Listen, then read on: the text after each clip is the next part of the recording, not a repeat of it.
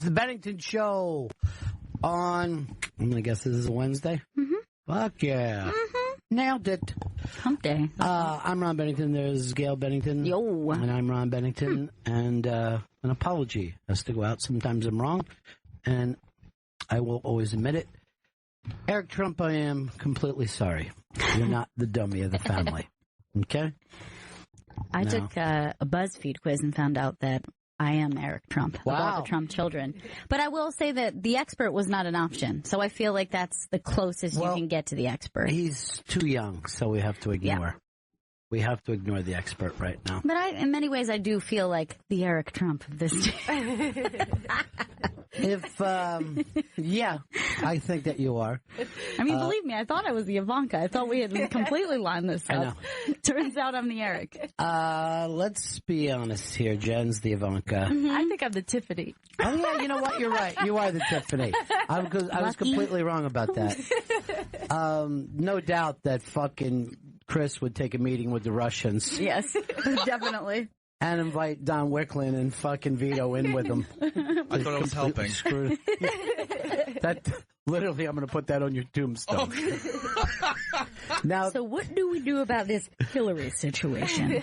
We were outside a moment ago, and Gail thought she was yelling at Chris for throwing his pack of cigarettes away, but what he had done was found the pack, opened it up to look and see if there was any cigarettes in it, and then threw it down. I just didn't realize he was a bum in a different way. Come on! It's just a Dude, different...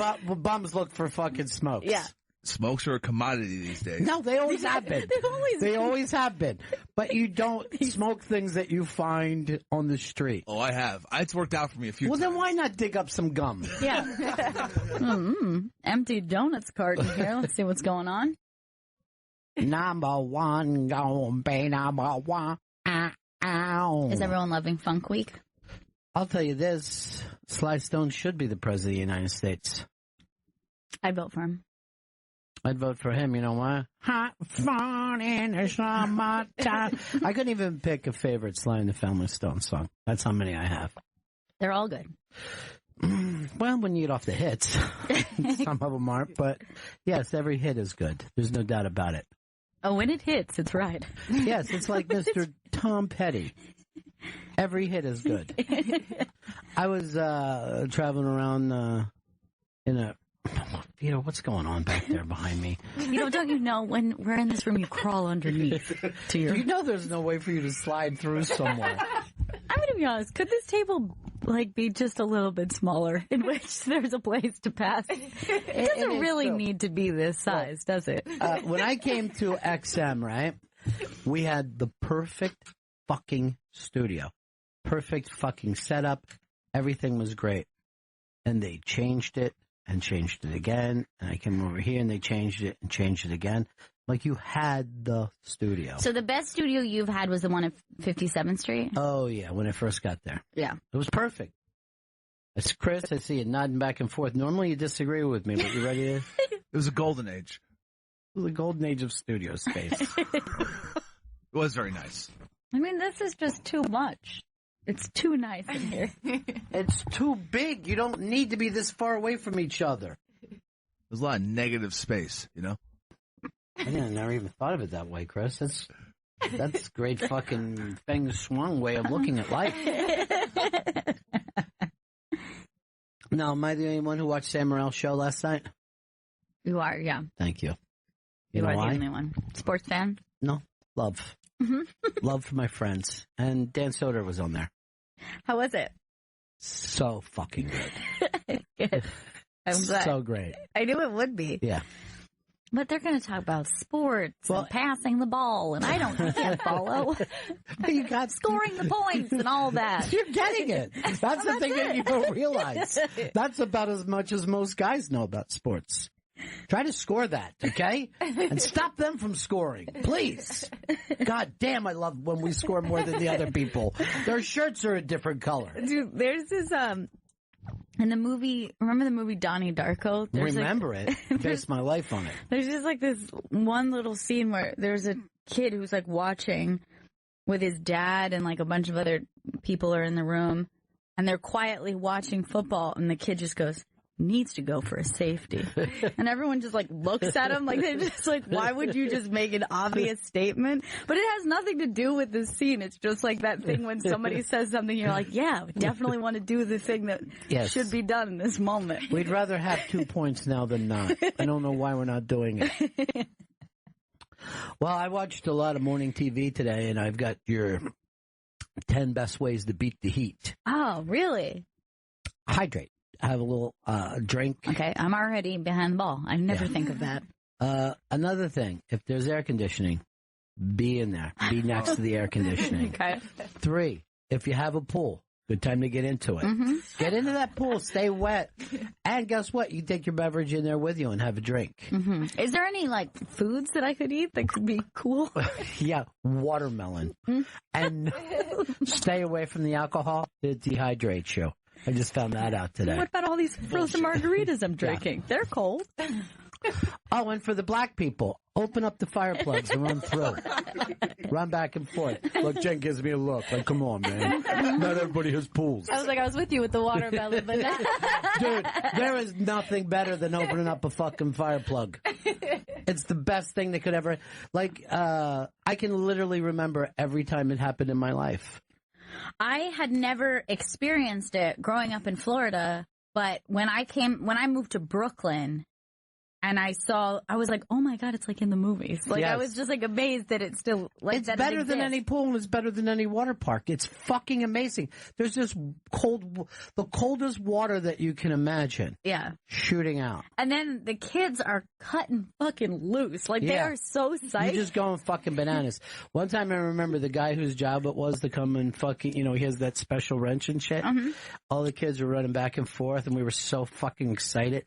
He was like a gruff old man. You know what I mean? Yeah. Like one of those old guys you never see anymore that's like, he's fucking like 110 pounds. You know what I mean? And just fucking beat up from life. Just leathery. Just leathery. He looks like a knot, right? And he was just watching us, and he goes over and he opens up the fucking thing, and he has like an old fashioned like Coke bottle, like one of the little ones. And he just fucking puts it into the thing and then drinks the cold water. And I'm like, this guy's got the greatest fucking job. And then one of the older kids ran and jumped over top of where it was shooting out. And then the guy just gives him a high five. Never said a fucking word to us. And like that guy, in my mind now, is still like an astronaut. You know what I mean? It's cool. He's the best. So these are some of the things you could do to beat the heat. Cool Dana. Perfect on a day like today. Huh. You know what a cool Dana is, right? No, what's that? It's part bandana, part ice pack. Right, and then you put the cool down right on your hot forehead. Yeah. And it cools you down all day. That's the hottest part of my head. Yeah. Or you could wrap it around your neck. It was invented by Mr. Dutch Dalton. Now, if you are a gorilla, to beat the heat, is it best to dance in a small kiddie pool? Yes, it is. And like really get the water going. Just splash it all around. What a feeling. I'm going to tell you how to beat the heat right now. There's a picture up on the iBang of Miss Jessica Simpson. On her birthday, she's lying in a pool. Looks like she has a nice frosty drink. And it is ass up. For having a couple children, she's wearing a thong. And yeah, make that as large as possible. Whoa. And Vito, get it on this TV as well. This TV should be all the time. And that's one of the things I think you should have learned from Opie. That thing should always be ready to be looked at by everybody. There it is. Wow. That's an amazing ass. Holy shit. This She is looks great. Yeah, she looks fantastic. Remember for a while after the kid, she was a little... Everyone's making fun of her. Yeah, like, calling her chunk. Look, who's fat fuck. But she just had baby weight. Oh, look at the clever thing she wrote to go along with it. Kiss my butt. Kiss my butt, 36, because it's her birthday. Now, here's the thing that amazes me. She's only fucking 36. I know. I feel like she's been around our world for 2.5 decades. There was some fucking thing that I read online. A look back at the innocence, right, of thinking that having a reality TV show would be good for you and your family and your career. Yeah. And like these guys were like ground zero for it, the Newlywed Show. Yeah, they were pretty early with the like celebrity couple. Yeah, like following the celebrity in their life. Yeah, I think they might have been the first to have a great couple. So follow us. And then I remember like it was so early into it. I'm like, so how many people are in their house? They're watching, they act like they're watching TV and they're jammies, but there's got to be a crew. Yeah, and I mean, it is really weird how long we have been dealing with, like, the reality TV craze. Like, at first it was a conversation, like, is this good? Is this bad? Is this lowbrow entertainment? Will this stick around? And now it's just, like, a good majority of TV shows. Yeah. Well, we don't, I mean, reality TV is TV now. Yeah, it's just regular TV. It's just regular TV. I feel like most of the reality TV shows are like orchestrated by producers. And like one of the producers... 100% of them are. But then we got comfortable with that. You know what I mean? Like at first there was a thing where it's like, we want this to be real. Then it was like, hey, we're starting to feel like some of this stuff seems fake. And now we just take it for what it's worth. Like you put on one of those like Real Housewives and they're having this big fight and you're like, okay, so you can see where it's puppeted, but people are still entertained by it. No, it's very entertaining. Well, like wrestling. Yeah. Vito knows that wrestling is fake. It doesn't stop him from being obsessed. Right. People know that the Real Housewives, I mean, part of it is like you really let yourself be portrayed this way, and then you're like, you really make all that money for just fucking throwing fucking champagne at your friends? Right. I would do it. Now, but the amazing thing about that show, Jessica, and I'm just going to say, Keith? Nick. Okay. Because no one remembers him, right? He's completely gone. And I know he had a little brother that was in a band, too. I remember, like, when his brother would come over and his brother would be like, oh, man, you're going to spend a lot of money here. Like, you could see that there was shit. Like, you could tell by watching that show that they were not right for each other. Right. You know what I mean? And that, I don't know whether you remember, but Jessica Simpson, this thing started because she did The Marriage as a reality show. The wedding, right? Right. And the entire wedding, go back and watch it. It's fucking amazing. Everyone talks about her pussy never having a cock in it. Even during the ceremony, the fucking preacher is like, she has kept that gift, that beautiful little gift between her legs. I remember, because I was like, they weren't saying flower, but they might as well. And I couldn't remember. That's what it is. They were like, her gift. Yes. They kept saying, she's kept her gift for her now husband, and now she'll be giving him her gift. Her gift, filled with hot juices, will be running down his shaft in another 4 hours for the first time. Nothing has been in there save for a tongue and 2 fingers. Which does not count. Doesn't count at all. Count for virginity. A virginity is not taken away by a tongue. It might be because she's a super daddy's girl. Yeah, she's. Oh yeah, she's like. Because you remember, I think that was the first time I ever heard of one of those like promise rings or something that the dad gives the daughter. Oh, I didn't even. And it's like, you promised to me to keep your gift. Yes, they did. And then I will then give you away for your gift. I mean, like. It's like you've married your dad or you're engaged. So they even have a ceremony. They have a ceremony where he is the man who hands you to the next man. They do this. And the little girl puts on a ring on her wedding band finger. And the father puts a ring around his cock. Yeah. Making it look like it's bulging. Binding them together. Bulging and hard even when he doesn't want it to be. Forcing the blood. Oh, look, there's Al Franken doing a fucking Saturday Night Live bit on regular TV. So see the opening, the cold open?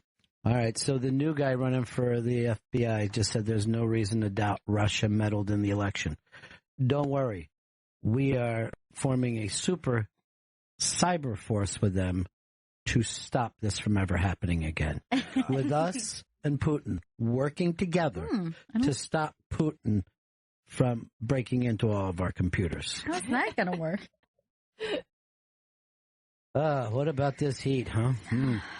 This heat's Just something. still trying to beat it. Ah, boy. This heat's winning right now. Winning. Tiger blood. Got him this both times. Those Why? wonderful times. We elected him president. Tiger blood is our fucking president. President Tiger Blood. When's the famous ice cream social? It's hot today. I know. It's past. What? Were we not here for it? We were here for it. We were here. I got you guys ice cream. I can't. No, that never fucking happened. Yes, it did. Well, let's just have a water social then.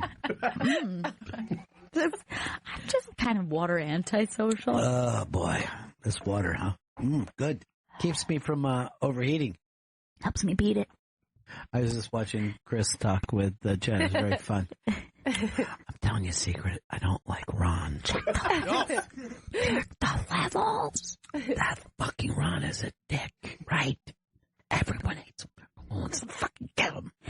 I hope that what he said is, I can't fucking believe you forgot the ice cream social. Did not say that. I worked so hard to produce that social. He screamed at me because there was no Cherry Garcia. And then he just yelled, just give me regular vanilla. And then go out and get me a little chunks of chocolate and some cherries. It's not so fucking hard, Chris. So anyway, we all agree. It's gone. Do we all agree, though, in our own way? Jessica Simpson's ass? Yes. National treasure. Her ass is a national treasure. Now, when the star of that reality show. Oh, yeah. Yeah, and that, remember when she thought that fucking tuna was chicken? Yeah. So fucking No one forgets that. No. No one forgets that at all.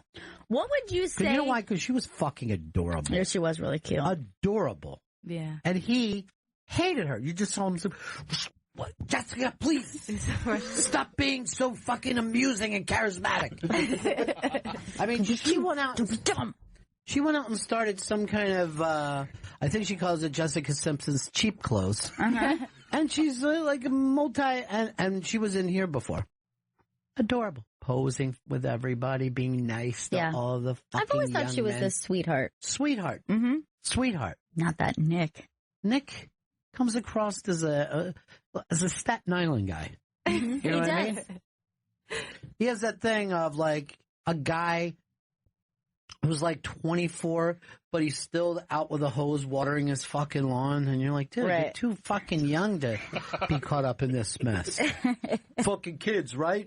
What? You were a kid a minute ago, you prick. Just a minute ago. He tried to start a weed growing business in Ohio because he thought that was going to pass, but it fell through. So, well, what he did is he bought the property that he was going to rent out for growing weed. I don't know why he thinks Ohio isn't filled with places that you could grow weed. I never fucking been anywhere where they go, oh boy, can't grow weed here, it won't take. Or why would they only get the weed from Ohio? Doesn't make any sense. None of it makes sense. He's not a good Smoke businessman. local, I think, is what he's hoping for. This is a local bud, 500 yards from here. So it's not good. Yeah. Now, you don't roll this up. You just put it on a toothpick, light it on fire, and sniff it.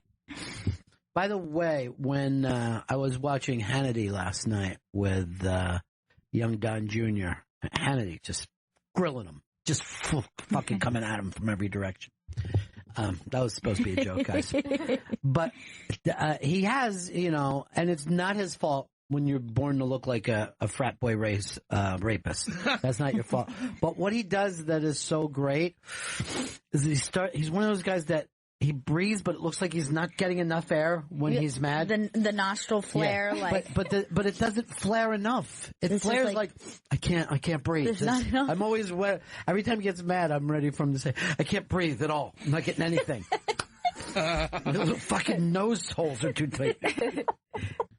My hobby is to go just like around the clock, back from Fox to MSNBC to CNN. Yeah. Just to see how different the opinion of the same thing is.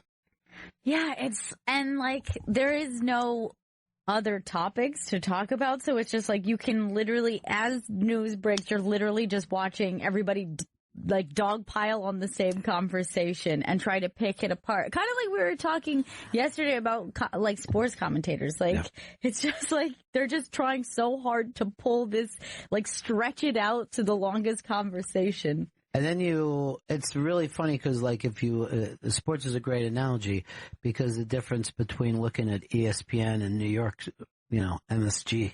Yeah. You know what I mean? Like you just suddenly, I think we made a lot of great trades today out of nowhere. You're like, what the fuck? Where did this opinion come from? But, Hannity was so fucking great. And he's like, let me just show you some clips of Democrats and the left talking about you. And I'm like, dude, I've been watching all day. There's plenty of Republicans who feel like dealing with the Russians during an election is not a great idea. Like, it's very hard to run into people who are like, gotta back them. Dealing with the Russians during an election, perfect. Yeah, particularly politicians. I mean, there might be plenty of Americans who are like, that doesn't mean anything to them, but politicians, if you've made this your life and then somebody comes in and just starts breaking the rules, even people on that same side are going to go, but I've been following the fucking rule. I don't like the rules, but I follow them. I don't like the rules. I don't like one rule. Anybody who tells me a rule, I'm like, fuck this rule. This rule sucks. Gail, you found this story. Tarantino making a film about the Manson family murders, the Tate LaBianca murders of Gimme of 1969. Yeah, so it's already written, not shot yet, but in the works. Now, here's what concerns me. Is this because remember the way he portrayed World War II in a movie? Yes. Where Hitler, right. Is he going to make up his own? Hitler died in a movie fucking theater. Does the race war happen? Chris. What? Race Wars is a different fucking show. Like Manson's race war, I meant. By the way, Race Wars tonight say that they're going to have a special, maybe it's tomorrow night, I don't know. But a very episode. A very big announcement. I don't know when it comes out. Oh, no. I'll just write, I don't care. I don't care. I don't care. So anyway, that's the Tarantino thing. I'm very excited about. First of all, it's a guaranteed great soundtrack. That's what I think. There's no way that's not going to be a killer soundtrack. You think that it'll be locked into a 1969? Yes. And a bunch of things that are B covers, and like we didn't even know? 100%. I doubt very much he gets one Beatles song on there. I don't think you can. They want to hear Helter Skelter playing. While murders are going on. That would be incredible, though, if he was able to pull it off. But I don't think that they want the association. Do you know why? You know why they picked those two houses that they did the murders at? Mm-mm. Because they had been there before. Oh, really? No other reason. There was no other reason that they'd been. One had been there, and somebody else had been to a neighbor's house. And they're like, "Oh yeah, I know a place." So was it Manson who was specific of like that's where you should go, or was Manson like pick some house and go in and kill some people? First of all, stop doing an impression of him. And second, like Manson was always very vague, so he could say later, I don't know where they got that from, but, he's always like, there's got to be a place, man, where you can do your witchy thing, man. Leave them freaked out, Right. And then, like, later he's like, yeah, I didn't say murder anybody. Right. It was parables, as the good Lord used to speak. And I imagine still does, he just doesn't talk to us anymore. So he never specifically targeted... If you listen to him, who knows? Right. I mean, let's face it, we're going to get the real story right now from Quentin Tarantino. But the rest of the family was like, he was so specific. He literally said to do this. There's two things I worry about. Number one, this is going to be very pro-Manson. And two... could be. He's going to be like an anti-hero in it. And two... Manson was a guy that dropped the N-bomb quite a bit. Now, Tarantino does in all of his movies, but there's black guys there. You know what I mean? So they're like, this is acceptable. Yes. But I don't think they hung out with any black guys.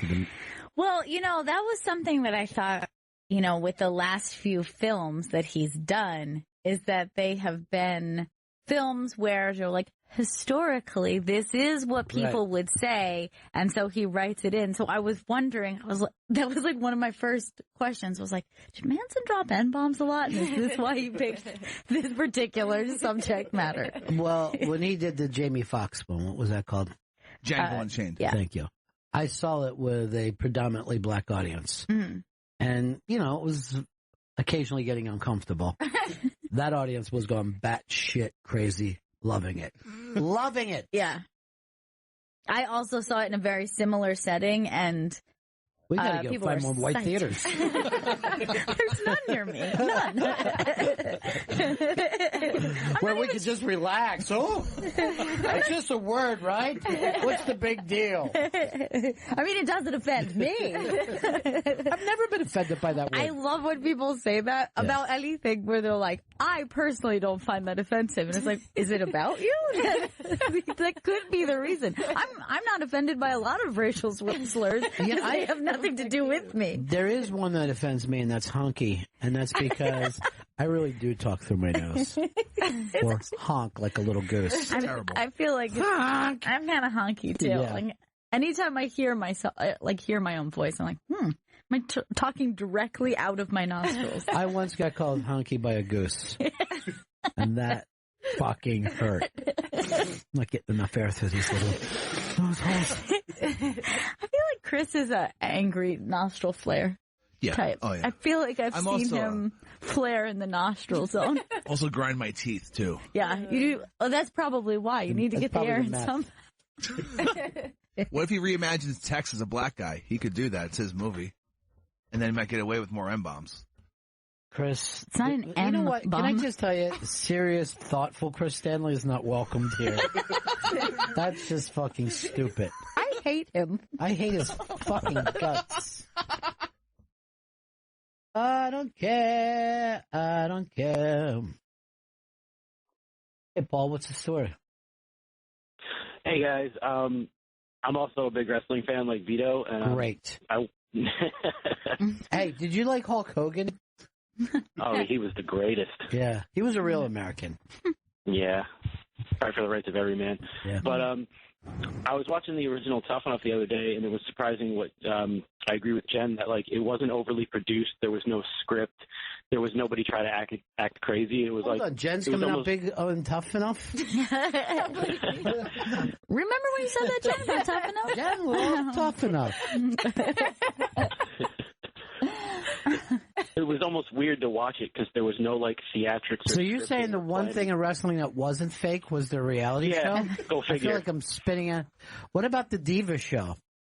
Was that also a Not reality for show? me. That's all now. Total Divas. Oh, yeah. I've never seen it. That's very scripted. To the point where I there's don't believe so, Vito. I think you're cynical. I don't know. Oh, look, they just broke up the thing for the FBI director. It's all done. He actually said that if he's made head of FBI, there's a lot of guys from high school that are going to be fucking scared shitless. Because I'm fucking coming back with a I don't vengeance. think he should be threatening Yeah. people like that. And he said his ex-girlfriend was married to a dickless wonder. What's so wonderful about that?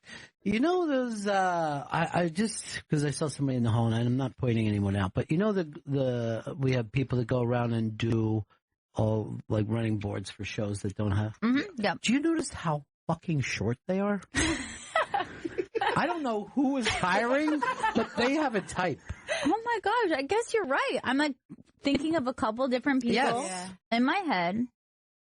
And what do they call that like position where like they're just kind of roaming? board operator / call screener. Okay. That's great. That's a fucking cool name. Nice slash. That's gross, Chris. When I heard Slash, I fucking got scared and thought of the Manson murders in 1969. Oh, God. Helter Skelter. But you're right. They are a short breed for No, some they're reason. unbelievably tiny. Tiny. Is that why people keep coming up to me and asking me, like, hey, can you fill in? We need a board operator. And I'm like, yeah, no, I'm not. I'm going to make up a theme song for them, too. Well, she's a board operator. A little board operator. I had 3 of them in my pocket right now if we need them for later. If Chris starts mouthing off again like he did earlier. Oh, I fucking hate Ron. He's a fucking jerk off. Don't you just fucking hate him? Anyway, the fucking thing that I'm saying is this. Everybody should get along, you know? Mm-hmm.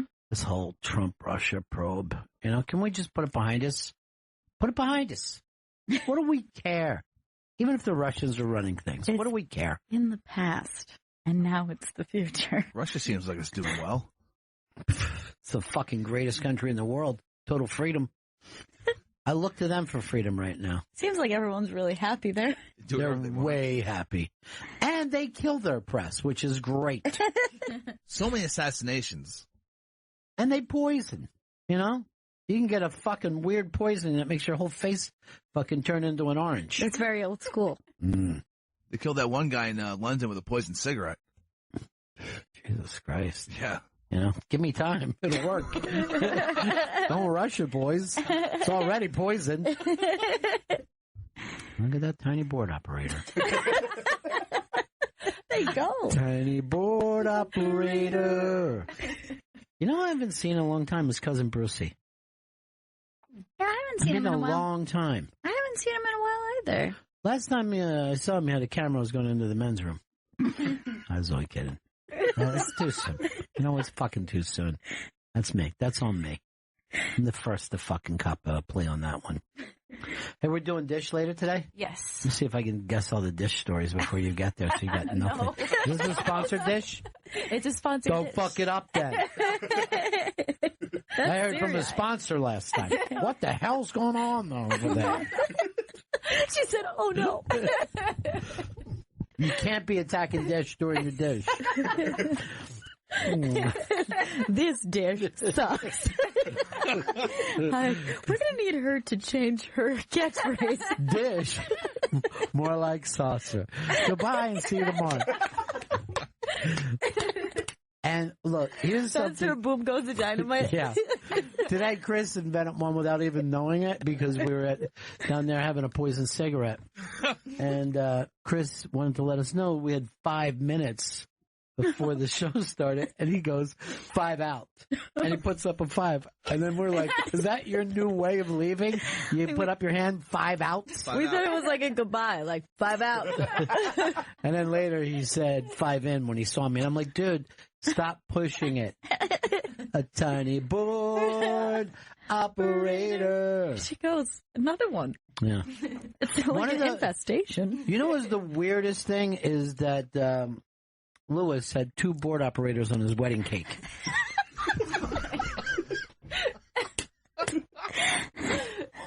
Oh my God, that's funny. Man. Just a little board operators holding hands up there. It's a lot. I wish. Yeah, if I had a bakery, you know who I would not sell cakes to? Gay guys. I don't need to.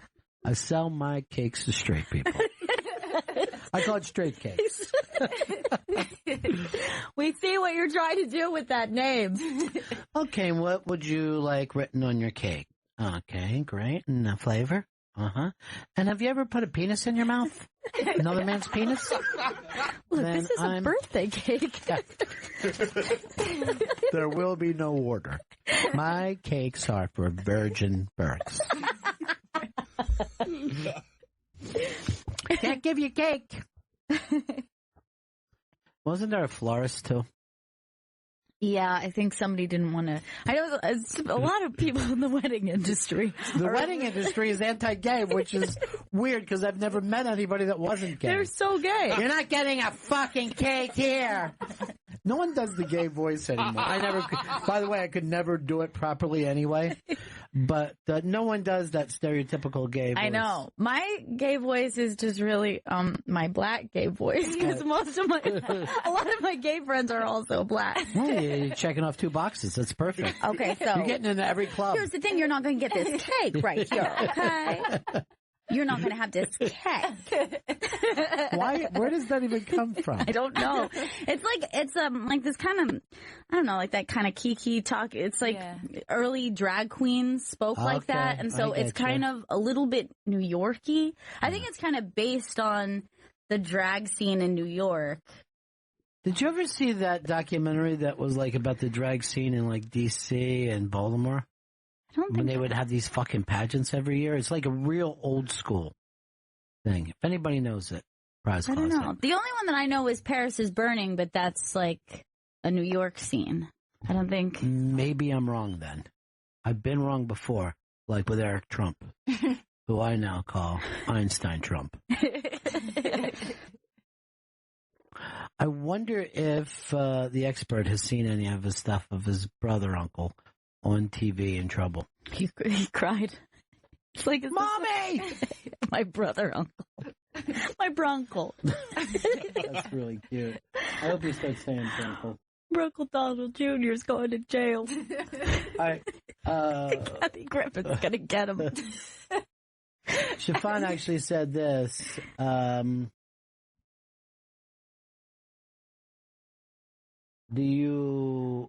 Samuel L. Jackson will be in that show. Samuel L. Jackson will be in the Manson thing.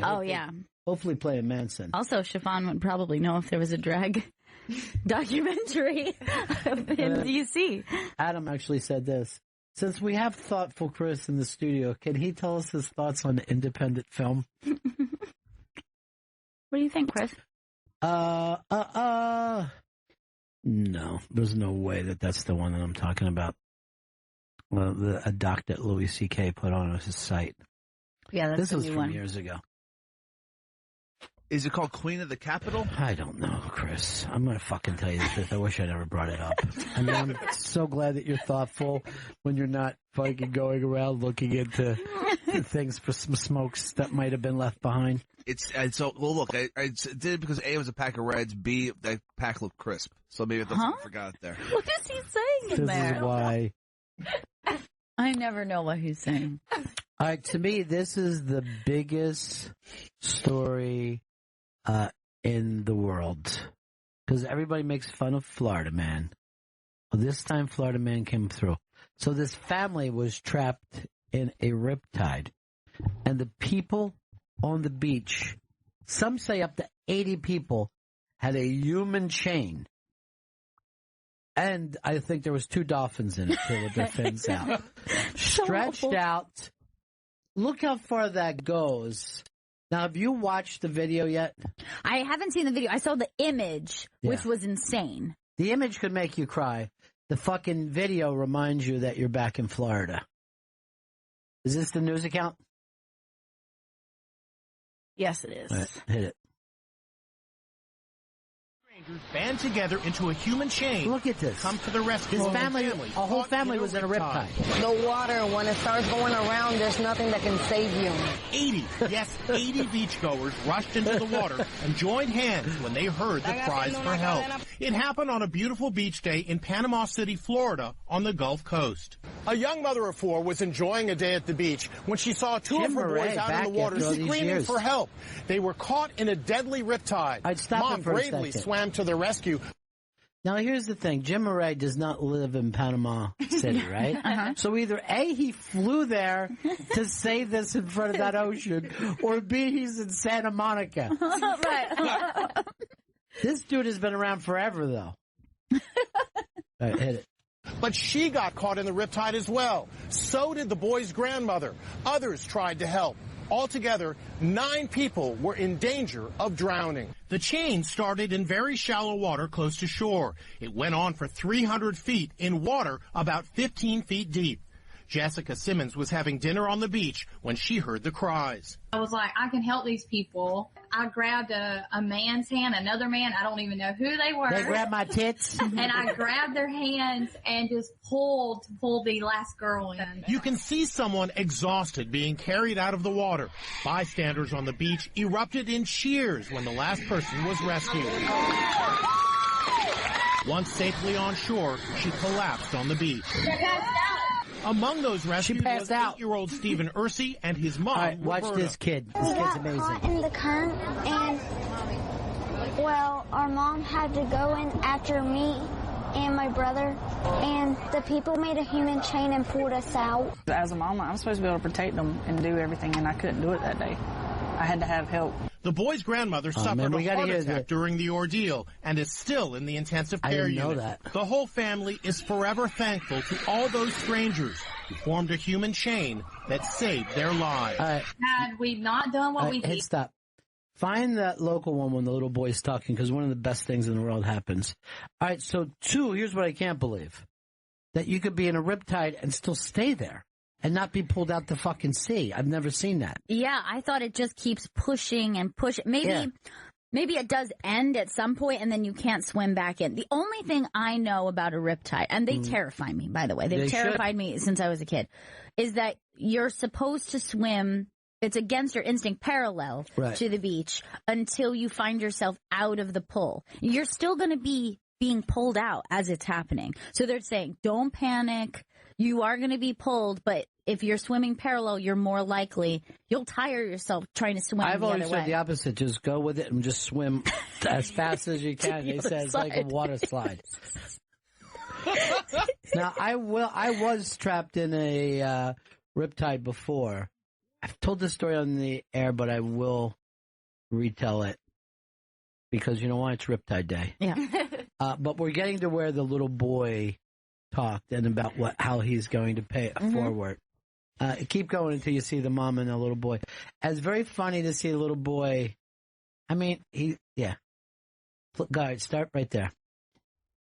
A day on the beach almost where the mom was talking. For Roberta Ursey and her family Saturday. And I seen my husband, my mama, my oldest daughter, and my youngest daughter, and my nephew, but I didn't see my boys. When she finally saw her 8 and 11-year-old boys, they were far out in the water. She later realized they were caught in a rip current. They were screaming and crying that they were stuck. They couldn't go nowhere. Panicked, Ursey and most of her family ran into the water to rescue her children, but the current proved to be too much. And so we all ended up being stuck in it. While in the water, struggling to stay afloat, Ursey says that's when something amazing happened. A selfless act performed by strangers that she says helped save her life. Fucking strangers help.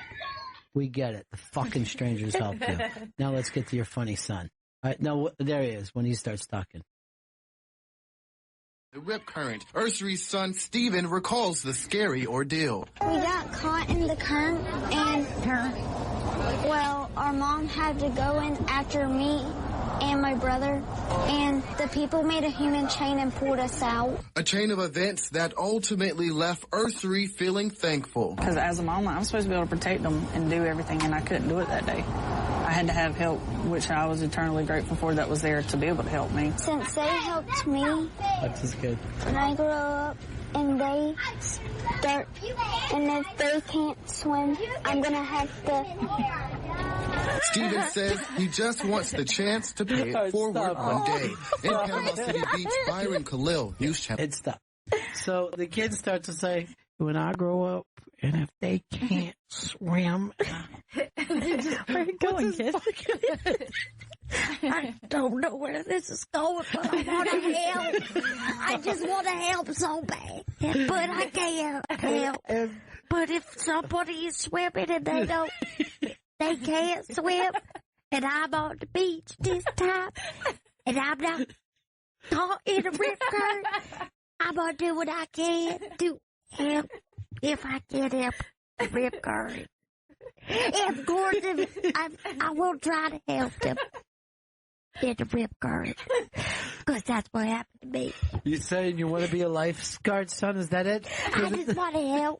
If they're in the current and I'm on the beach, and I'm not in the water at this point, because I'm not a little boy anymore. I'm grown. And I'm standing on the edge of the beach. Look, we only have so much time here on the news. I'll be the one to swim out. Form a human chain. Hopefully it was 79 others. And then thusly we'll pull that family in. We understood. We understood right from the beginning. This is exactly what happened to me when I was a child. That's what I'll say. I said, this happened to me and I know exactly what to do. 79 people. Hurry up and get a human chain going. I'm pretty sure this scenario will come up. It's rare. This is the first in my lifetime. Forward. Yeah. This is the first in my lifetime, so seeing this again, doubt it. I'm just trying to pay it forward. If you've seen a popular film called Pay It Forward, that's gonna be me. Jay Moore's in it. Only specific to riptides, though. Okay. It's not going to be unrelated. You're not going to run into a burning house? No! Nobody saved me from a burning house. This is going to be riptide only. And I think that I will be able to. When the kid finally puts his head down. Now, go back and play just that part again and watch his mother's face because she's smiling. And you can see this isn't the first time this guy gets caught in a verbal riptide. She's like, I'm supposed to protect my children from rambling, but that day I could not. Watch her face. And they start, and if they can't swim, I'm gonna have to. Steven says he just wants to. No, there is nothing cuter than when a mom realizes that their son is fucking nuts.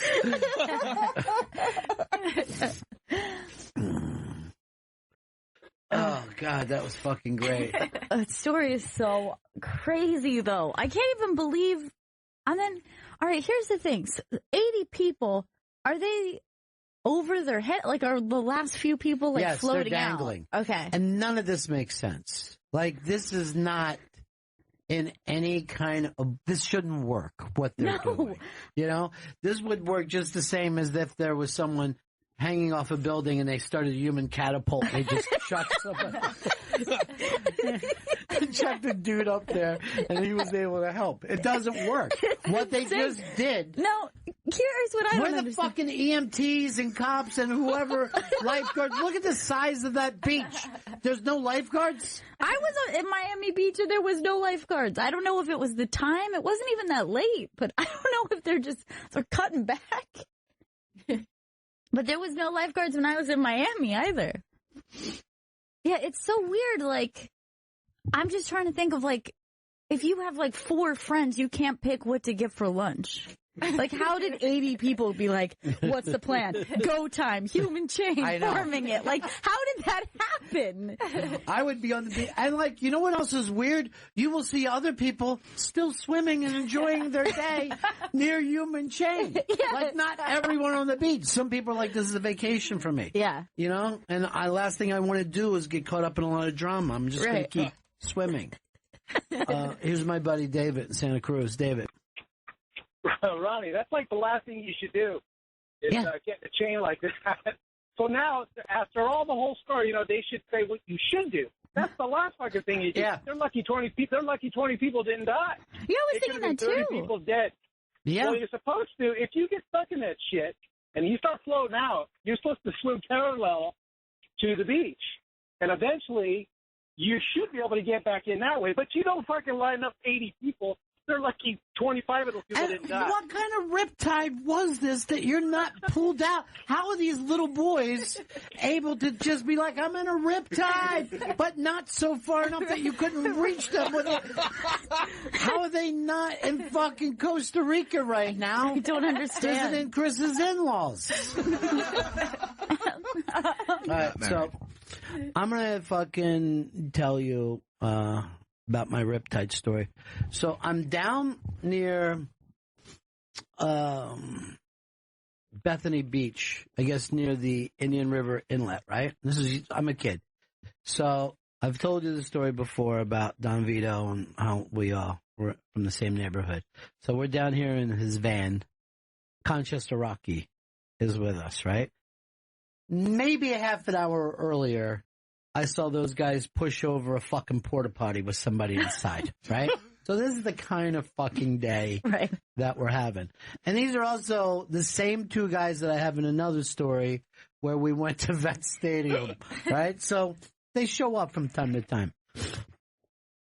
So we're all in the fucking water and we're fucking body surfing. You know, we're a little lit up and just having a fucking good old time. And I feel myself fucking being pulled out to sea, right? Like, fuck this. So I'm not swimming parallel. I start trying to swim towards the beach, right? Yeah.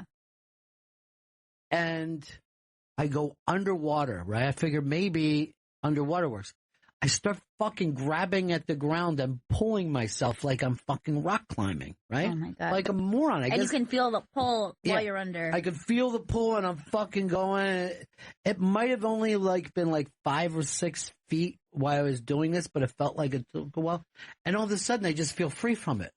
I fucking stand up and I'm like as fucking tired. And so I'm walking towards the beach, but I'm literally like staggering towards the beach. I'm like, I've never been this fucking tired in my life. And there's fucking Don Vito, and he's jumping up and down, and he's pointing, right? And he's like, Ronnie, look at fucking Rocky. He's fucking drowning. And he's fucking laughing so hard. And I turn around, and I see my friend like a fucking dot, and he's waving his fucking hands, and the lifeguards are going after him. I'm not fucking kidding. I'm too exhausted to fucking I can't even say a word. Fucking Vito's slapping the fucking water. Look at that motherfucker. He's fucking drowning. And he's drowning like a little kid. The fucking guys get out, and they got those stupid things like they do on Baywatch. Little torpedo kind of flotation device. And they fucking give it to him, and they're fucking swimming him back in, right? I see Vito, he's fucking swimming out to him. He gets out there and starts dunking fucking Rocky's head under the water like a joke, like a funny joke. He's like, who are you fucking good at? You know, he's just fucking so happy. Lifeguards are fucking swinging at him and keeping away from that man. He's like, fucking look at him! He can't even fucking swim. He's fucking following him up. They take him up to the beach, right? The lifeguard has him. I said that the lifeguard is fucking exhausted too, and this is a fucking really in shape guy. Rocky just goes like this. Thanks, buddy. Thanks, buddy. And fucking Vito is behind him, fucking throwing sand on him, fucking laughing his ass off. Oh my God. Then that rest of that weekend, we're partying and having a good time, right? And then you just see fucking Rocky looking out every once in a while. Fuck. He didn't go back in the water that whole weekend. Oh, no. No way. Was that funny as shit, though? That's insane. I honestly think, riptides are the fucking most terrifying. I only was in one like that. Like, I felt like little pools before. Like, anybody who's been to the Jersey Shore has felt like the little pool. Yeah. But this one was fucking full tilt. But do you think, that's the only time someone's ever been... Because I thought about this for years. That was ever saved from drowning and then got their head dunked underwater on the way back in? Probably is. And teased. Here's Court in California. Hey, Court. Hey, guys. Hey, out here in Northern California, it's, the shoreline's pretty crazy, so the riptides are just they're everywhere. Yeah. And actually, the new thing to do is to ride it out. I'll tell you why. The width of a riptide, is about 40 feet. Right. The length of one is never over 150 feet. So you're better off treading, just floating to 150 feet without using any energy, just kind of treading water instead of trying to go parallel to 40 feet and still be in that rip. So if you ride it, you will just come right back to shore. You will not come back to shore, but you'll release you to the outside, and you'll feel it just kind of go away. Yeah, it's kind of scary. Let's go. But here's the thing. How are these little boys being able to stay in that area where somebody could rescue them instead of being pushed out that 150 feet? Yeah. I'm saying you're right. A kid, that's a whole different thing. But even a kid couldn't swim parallel. He needed to be saved anyways. I'm just talking about an adult. Do you think that these kids were out past the 150 feet and then they were trying to fucking swim back through the riptide rather than going around it? Right. Like they were already released. That's what I was saying. You don't have to be. The riptide will end at about 150 feet. It'll end.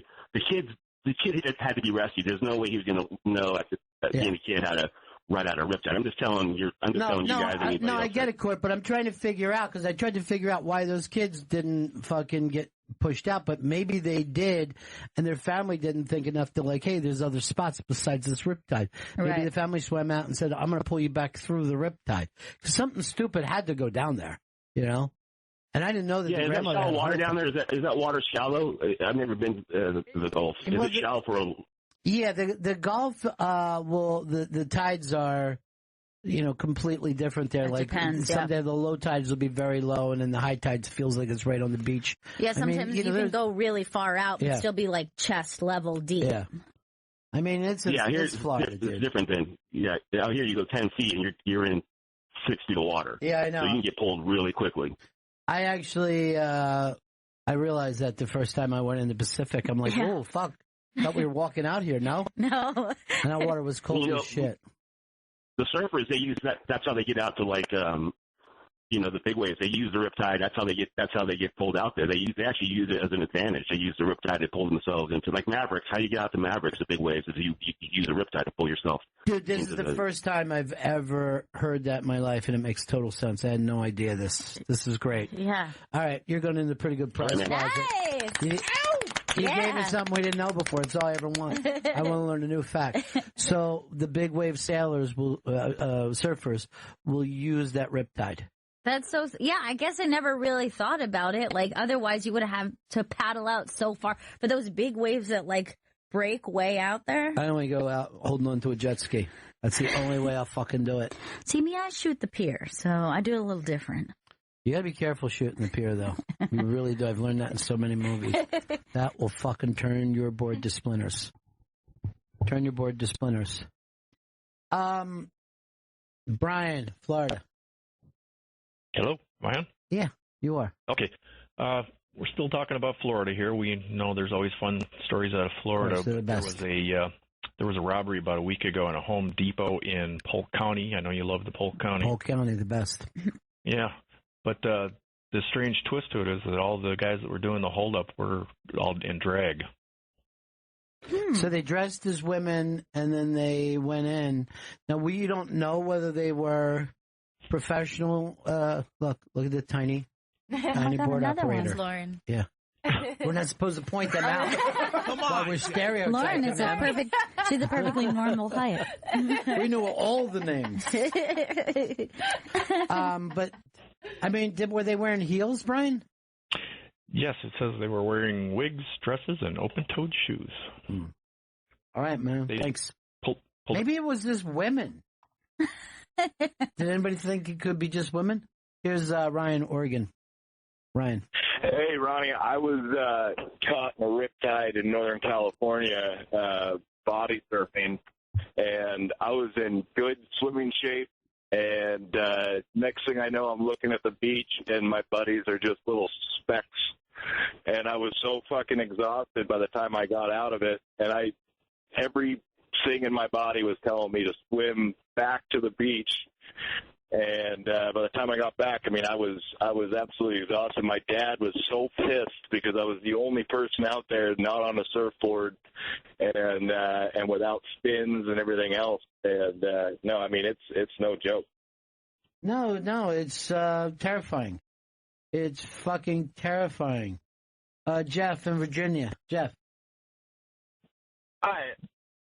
I want to tell you guys, when I was 10, I'm living in Virginia Beach, and we went out to the beach that day, and I was just treading water, hanging out, enjoying the sun on a boogie board, and next thing I know, I feel a pull, and I can't even make out people on the shore. They're too far away, and I just naturally just kind of waited it out and then swam along the shore and was like, I'm going to cut in here. Like, today is the first time I even heard to swim parallel. I'm 31 years old. All right, so do you feel like it was instinctual for you, or you had an angel whisper into your ear? I don't know. Maybe someone's whispering in my ear all the time, because that happens to me a lot, where things go down, and I'm just like, let me do this thing, and then it works. I'm going to tell you this story. A very famous pop star in the 1970s. I mean, just hit after hit after hit. People were fucking crazy about him. And he's a young man. He's out surfing. No, he's out swimming, body surfing, just having fun. Gets picked up in a riptide, fucking going out. He's exhausted. He can't fucking stand it, right?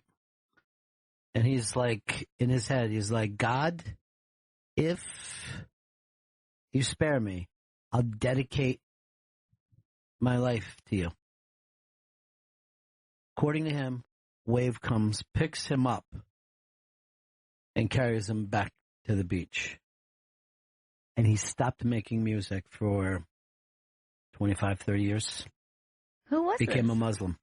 Mr. Cat Stevens. That's Cat Stevens? I had no idea. Yeah. And now you know the rest of the story. Wow. That's a true story. No. Well, that's his version of a true story. Right. Oh, I had no idea of that. I mean, he was a massive star. It was like Cat Stevens and James Taylor were like back and forth of who's the number one. I mean, he could go out with a guitar and sell out Madison Square Garden just sitting there. Ooh, baby. You know, people would fucking go crazy for him. He didn't have any expenses. Right. Nothing. You know, he was like a stand-up. I mean, he had to say, could somebody please carry my guitar for me? I'm very tired. I just took a fucking flight. But that is basically what we're talking about today. Wave comes and picks him up, and he's like, that's it. I'm done with fucking pop superstardom. Done with it. Wow, I had no idea. And he was like such a Muslim that he wanted, people killed for blasphemy. Mm-hmm. Salman Rushdie, he was like, we should kill Salman Rushdie. That's how religious this dude was. God, these guys are great. It's like it's like one of the oldest posses known to man. I was just laughing because, like, the cameraman behind him was recording it while he's on the phone. Like, he's probably not even on the phone with anybody. We took a thing up with one of the big bosses here. We took the elevator, and he never knew that we were in the elevator. That's how locked in he was into his world. Yeah. He was like taking phone calls and checking email and headphones in, taking phone calls and like checking it was his office. Yeah. I felt like I was like encroaching on his privacy. Like I'll just. I just sat there with that thing where I was getting ready to say, "Hi, boss," but it never came up. No, everything's great. Are you kidding me? Love it. So good.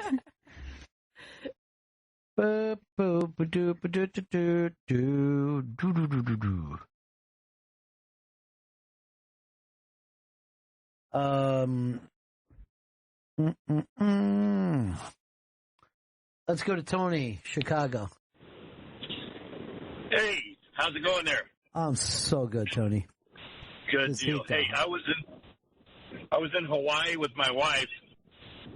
Yeah, let me turn that there. Yeah, I was in Hawaii with my wife a couple years ago, and I'm about 270 years old, and I'm out on a body boogie board, and I do some waves, and I keep to get a bigger wave. Every time you go up on a wave and don't touch it, you go out another 5 or 10 feet.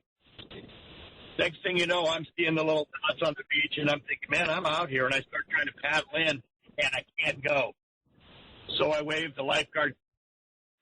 The whole thing's about 15, 20, 25 minutes. He gets out to me, and I'm not panicked because I'm floating on the board, but he starts to drag me in. But he's having no trouble. He's paddling me in with one arm, hanging on to me on the board. Yeah. He's trying to keep me calm, and he says, hey, I get $5 for every fat guy that I pull in off a riptide like this. And so I get on into the beach. I'm exhausted. He says, come see me at the lifeguard check. I got to take your name. I go over to my wife, and she says, hey, I saw you out there. Look like you're having a great time. I said, you didn't see me. I thought I was going to drown. By the way, I need $5. I got to go pay this lifeguard. That's hilarious. Yeah. At the time, I almost drowned in Hawaii, right? And well worth the $5. Yeah, I get $5 for every fat guy I pull in. I don't know if there's anyone more in shape than a lifeguard. Yeah, they're always like the right kind of shape too. You know what I mean? Yeah. And then like they have that really intense thing to pass your training? Like, don't you have to like tread water for like a ridiculous amount of time? 6 months. You got to tread water for 6 months. I can't. I just can't. You know, the truth is, like, they always have this thing of being pussy hounds. But you ever notice that a lifeguard is nothing but serious? You never see a fucking lifeguard just having a good time. You're like, fuck, man. I don't want a kid to drown in front of me. You know what I mean? Like, a friend of mine had a kid drown in front of me. He never got over it. Serious, kids, get the fuck back in here. Everyone gets mad at the fucking lifeguard. Yeah, they're like obnoxiously whistling and getting like really aggro. Motherfucker, get it! What did I say? I will take you off the beach. Christian, Long Island. Hey, Ronnie B. Hey. I find, the Riptide's some scary stuff, but at the same time, is there a better time for an ocean jerk? You know, hang out, you float on your back, and you get your ocean jerk in. I'm going to say this. I don't think there's been, and I'm going to say this to you, Christian, I don't think there's been an ocean jack in history. I've like never even heard of this as a thing. Does this exist? I'm here to tell you, it's a common thing on the North Shore. You go out, you enjoy the sights, and you get an ocean jerk in. While you float, or are you underwater? Well, your dick is underwater. Your ankle deep. You can really explore with that, but I'm That's a good one, Chris. Chris's picture that day. Oh, Christian, come on. Are you serious you do this? I mean, I'm not saying I do it every day. I'm not an animal here. Give me some credit, but if you do find yourself in a hairy situation, you got 45 minutes of tread water, keep your mind off it. Get an ocean jerk in. You got all the good times when you were younger. You're going to expel so much energy, though. Yeah. So much upper body strength. I'd rather just grab a jellyfish and wrap it around my dick. Sister Christian. He's something, isn't he? I'll tell you, Sister Christian, your time has come. You know that you're the only one to say, okay. It's true. Oh, I thought we jumped over it. It's a motor.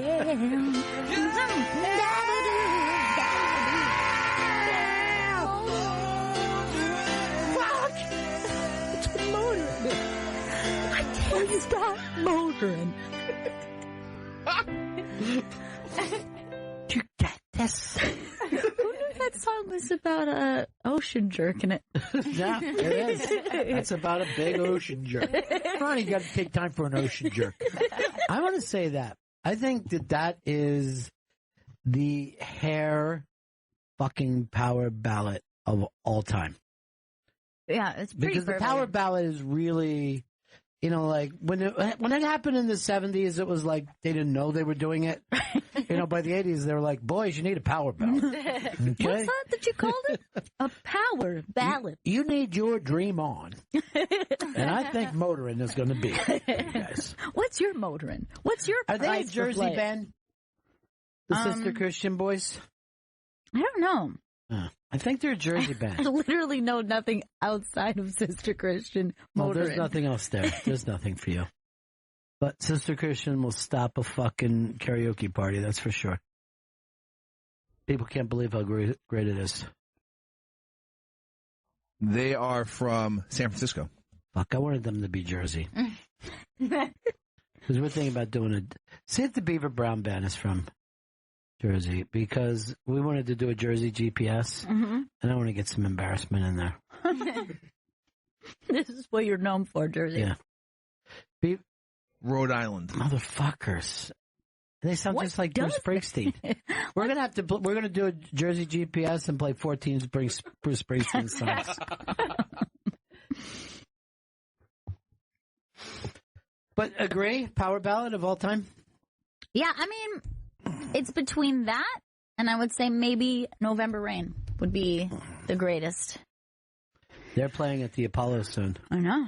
And, I mean, to see Guns N' Roses at the Apollo Theater, that's only, 900 seats? Mm-hmm. And 2 of us from this show will be going. Yep. So excited. Is everyone excited for those who are going? Just 2, huh? Yeah. Just 2. These 2s are not +1s. No. Fuck. We're each other's date. Yeah. I'm worried that it's a 2 - 1. And I get that. This is a -1, so whoever you bring with you will not be allowed in. All right, I'm going to give you another one, I think, that may be even, you know what? I think I found it now. Okay. Home Sweet Home. Home Sweet Home. Home Sweet Home. Tonight. You don't put that over November Rain? I don't think it goes over November Rain. I bet there's no way GNR does November Rain when we go to see him. I feel like they have to. Really? They must. I think there's too much into it. I don't think it's the whole show. For a free show that they want to give that kind of energy that it takes to perform in November Rain. So you went the other way besides November Rain. Interesting choice. Why didn't you just start playing She Bop by fucking... That'd be really good. Here, just a couple minutes behind you guys. I'm not gonna now do it kind of looks embarrassing that you're doing it, right? It's just awkward. I had to make a choice, so I thought I'd go through with it. No, you didn't have to make a choice. I felt I had to.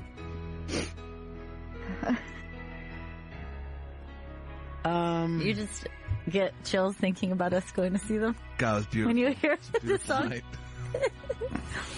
Would you even go, Chris? I would go. I would go to GNR. You just saw them. But seeing them in Apollo is different. You were in a fucking, what do you call it? A box. Yeah. This is in a box. Yeah. Mm-hmm. A lot of chicken fingers. Hanging out with Johnny and Johnny Go-Go. 2 Johnnies. Johnny times 2. Mm-hmm. You think they call each other Johnny? Uh-huh. Johnny. You're my Johnny. Johnny. Oh, you're my Johnny. Johnny. Cakes. Oh, Johnny Cakes. What's today, Wednesday? I bet he's already down crabbing at the beach. It's early in the week for that. He don't care. I mean, Summer fucking Wednesdays? summer? This heat? You kidding me? Great way to cool off. Go down to your beach house. Crabs are pinching, man. do people say that? Yes, they do. Okay, good. Hey, what are they pinching on? Still chicken. Great. Still chicken necks, dude. They fucking love it. They can't help themselves. Look, I'm going to tell you right now, if I had a bunch of fucking chicken, I'm like, I'd rather eat this than those crabs. It's a lot less work.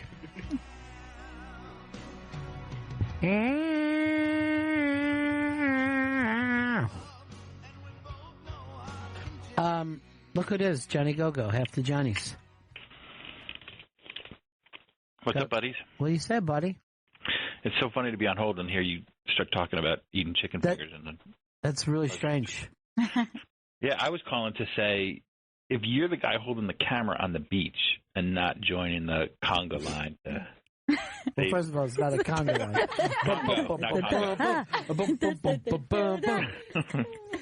Like, wouldn't you feel guilty putting it up on your social media channels? Like, I'm the one who stayed back to shoot this. I know some people would feel shame, but I'm a sociopath, so I'd be fine with it. I would be fine even if I saw all 80 get sucked out the sink. It would be sad if someone like Anthony Cumia shot it, and then he couldn't. Oh, my God. Why bring up Anthony's name when you know he's going through a bad time? It is bad time. Bad time. Since I brought Stanley to Guns N' Roses at MetLife, I'm hoping he's going to bring me to the Apollo because he's got the in with Sirius. I would love to, Johnny Go-Go, but it looks like I'm on the outs on this one. No. You're not on the outs. You've never been on the ends, brother. I get in first. You're considered a +1 as an employee. He wanted to bring a +2. Could you imagine now if we had that invite and he just was trolling on Tinder? This is obviously before that. You know what? This would be fucking great if we would have Chris Stanley record the Guns N' Roses show. Then 2 weeks later, he would check to see if it was good and then decide, no, we can't run this. But we were going to run it Friday. I haven't even been able to tell Gurion yet. I could break it to Gurion if you'd like. You'd like that? Yeah, I would like that. I will do that. Then I will call him today. I don't know if I believe that. He's going to. He contacted me because about the guys, and he said he was so incredibly relieved to know that we were helping him up there. Aww. He goes, if you guys won anything, I know there's normally like a little spread there, and they can watch me eat. He loves finger foods. All right. Be good, guys. See you later. See you. Anytime you hear Johnny Go-Go, you got to hear Johnny Hard Rock. Johnny. I don't like that I hear things that Go-Go says that you said, but we're not going to bring that up on the air. What's that? That Sam replaced him and then he replaced me, so I'm out, it seems. I don't know. Here's the thing. I noticed that he's even brought up, like, he's actually even doing your style of talking, where he does it. I don't know. I guess I'm out. Have you picked up on it? Yeah, I feel like It's you're very, twin Johnnies. Yeah, it's, your two personalities are so close. Maybe I'll bring him as my +1 to Guns N' Roses. Oh, wait. No, I already got a +1. Sorry. Oh, yeah. Snap. Johnny, so you're going to that show, right? I certainly shall be. Now, is there any, just you and your chick? Yeah. Now, is there any way that Zito's probably doing the lineup there, right? Maybe we could all sit together. No, Johnny doesn't want to sit to me. I rock out. I forgot. I would love to sit with you guys. I fucking rock really hard, though, when I'm at a show. I know. That's okay. Johnny knows that I do. Specific to this band. That's just like a little. It's a little tradition me and Johnny have, just always going to see them together. Yes, you guys are the Guns N' Roses fans. Absolutely. Oh, Chris was at that show too, but he won't be at this. Boy. No, well, no, boy. What are you gonna do? Yeah. You've been invited to all the other specialty shows, Chris. No, I have not. Really? I thought I saw you at the Springsteen show. I was not at the Springsteen show. Metallica? Not I at thought I saw, Metallica. yeah. Paul McCartney? No, you weren't there. Nope, not a one. Huh. Odd. That's my Johnny, you first looking one. forward to this show, or? Yeah, totally. Should be a good show. I mean, again, seeing a band like that, such a big, bawdy band in a tiny little venue. I mean, I don't know if it'll be as loud as that Metallica show, but that was the loudest thing when you pulled Fez's earplug out. I pulled what do you call those things, like when you put it to stop the hearing, you plug up your ears with? Yeah, earplug. Earplug? And I reached over and pulled Fez's earplug out, and he fucking went to his knees. It almost looked like there's a Bruder film. Like you saw his head shoot, and he went down to his knees. And he was showing, "Give me back my earplug," and I'm like, "I can't hear you. Too fucking loud right now.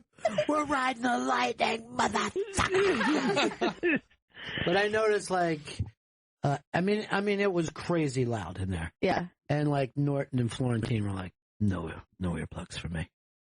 Really? Stand here." I didn't wear earplugs that night. It's not good for you, Johnny. No, my ears are still ringing, I think, from that day. That was really, really loud. Do you think that, so I think one of my favorite things at any of these shows is watching Jim Norton run around trying to take pictures with everybody. Mm-hmm. Do you think that this will be as celebrity-laden as, like, the Springsteen show? No. But way more than Metallica. Right, yeah. I think it'll be somewhere in between, right? Yeah. But the Springsteen show was like being at the Oscars. Wow.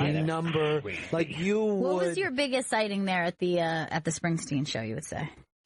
Well, first would be Bruce. Right. Little Steven. Okay. The Michael Douglases, people that you're just used to seeing on a screen. The Tom Hankses. Wow. For me, just seeing Elvis Costello sitting in a chair, like, yeah, that was really cool. That's so cool. Yeah, I mean, Johnny, it was like crazy that way, right? Yeah, it was insane to look at, like, and I remember at the time, what's her name was there, the model who was in the Blurred Line videos, and that was right when that had come out, like, she's like walking around, like, and I know she's not the biggest celebrity, but she looked really good. Dude, she was grinding on me during one of the songs. That freeze out. We were just sorry, Chris. No, freeze. Oh yeah, because you would have got her, Chris. Still like to see her. Charles Manson, it was crazy to see him at a show. And I'm going to say this. Congratulations on the new film. That dude was going crazy. He was dancing even in between songs.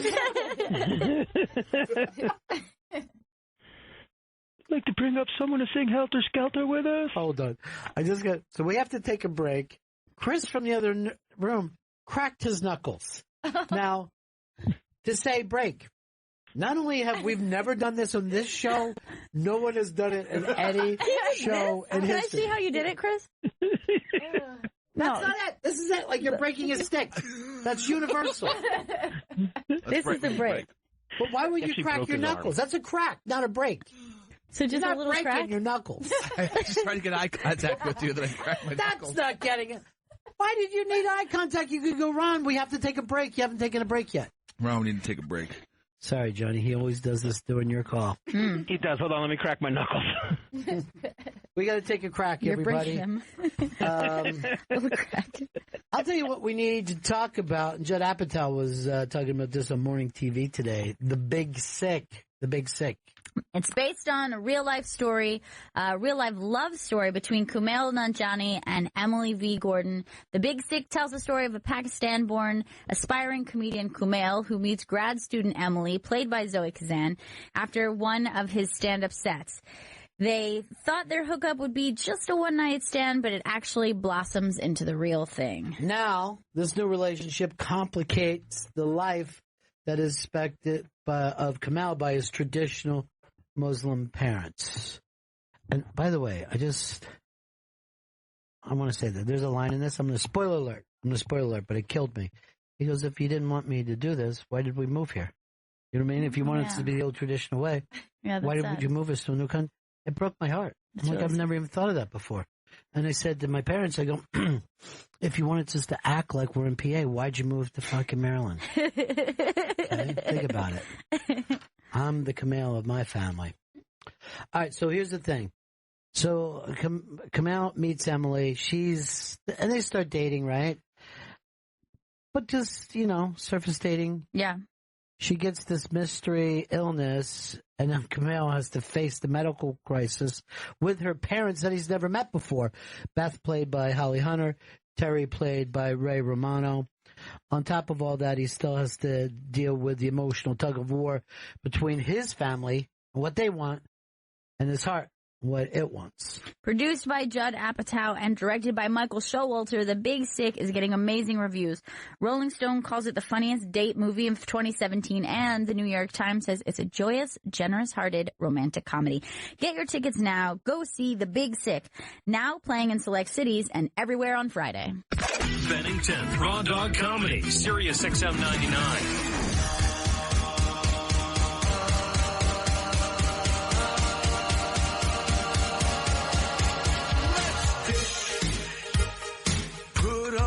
Headphones, Jen's got the news.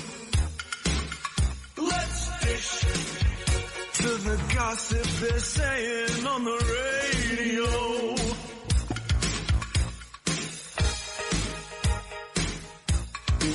Oh, time to dish? Time to dish. Yes. Somebody seen canoodling? Well, the Let's Dish segment is brought to you by Dish. Dish listens when no one else does. Dish tuned in to you. To learn more and sign up today, call 1-844-CALL-DISH. Go to dish.com or visit a local retailer near you. Well, producers, I'm glad we finally learned about billboarding, right? Front and back, correct? Yes. And that's what? Rady what? Rady... Oh. Mm-hmm. I wouldn't have guessed that. All right, well, let's dish. So Charlize Theron is going to be in a new movie. Love her. I love her too. She's in a new movie called Tully, where she plays a mom with 3 kids, and she had to gain 35 pounds for her role. And she says it was the most brutal thing she's ever done.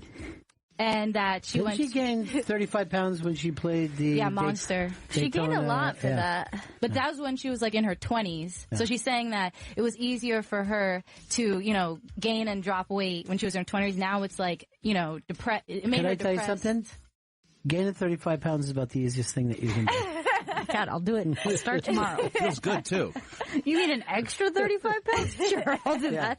Now, it's never coming off again. So don't bring that up. She said that she went into massive depression, and when she went to her doctor, he told her to calm down. You're 41. It's perfectly normal. To not be able to lose the weight again?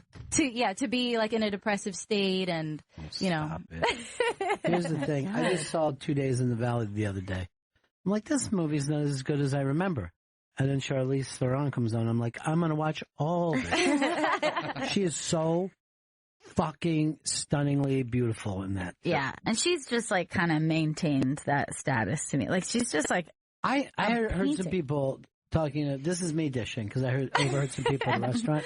They said that she's going to be the new James Bond. Really? Yeah.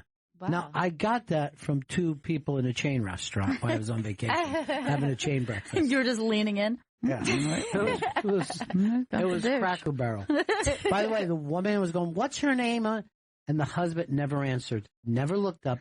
She's talking, and then I see him just take the check and get up and get his food. Oh, that's terrible. Yeah, it's terrible when they stop loving you. This is a sad dish. When they stop loving you, it's sad. All right, next dish. A dish of tears. So Kiefer Sutherland. Love him.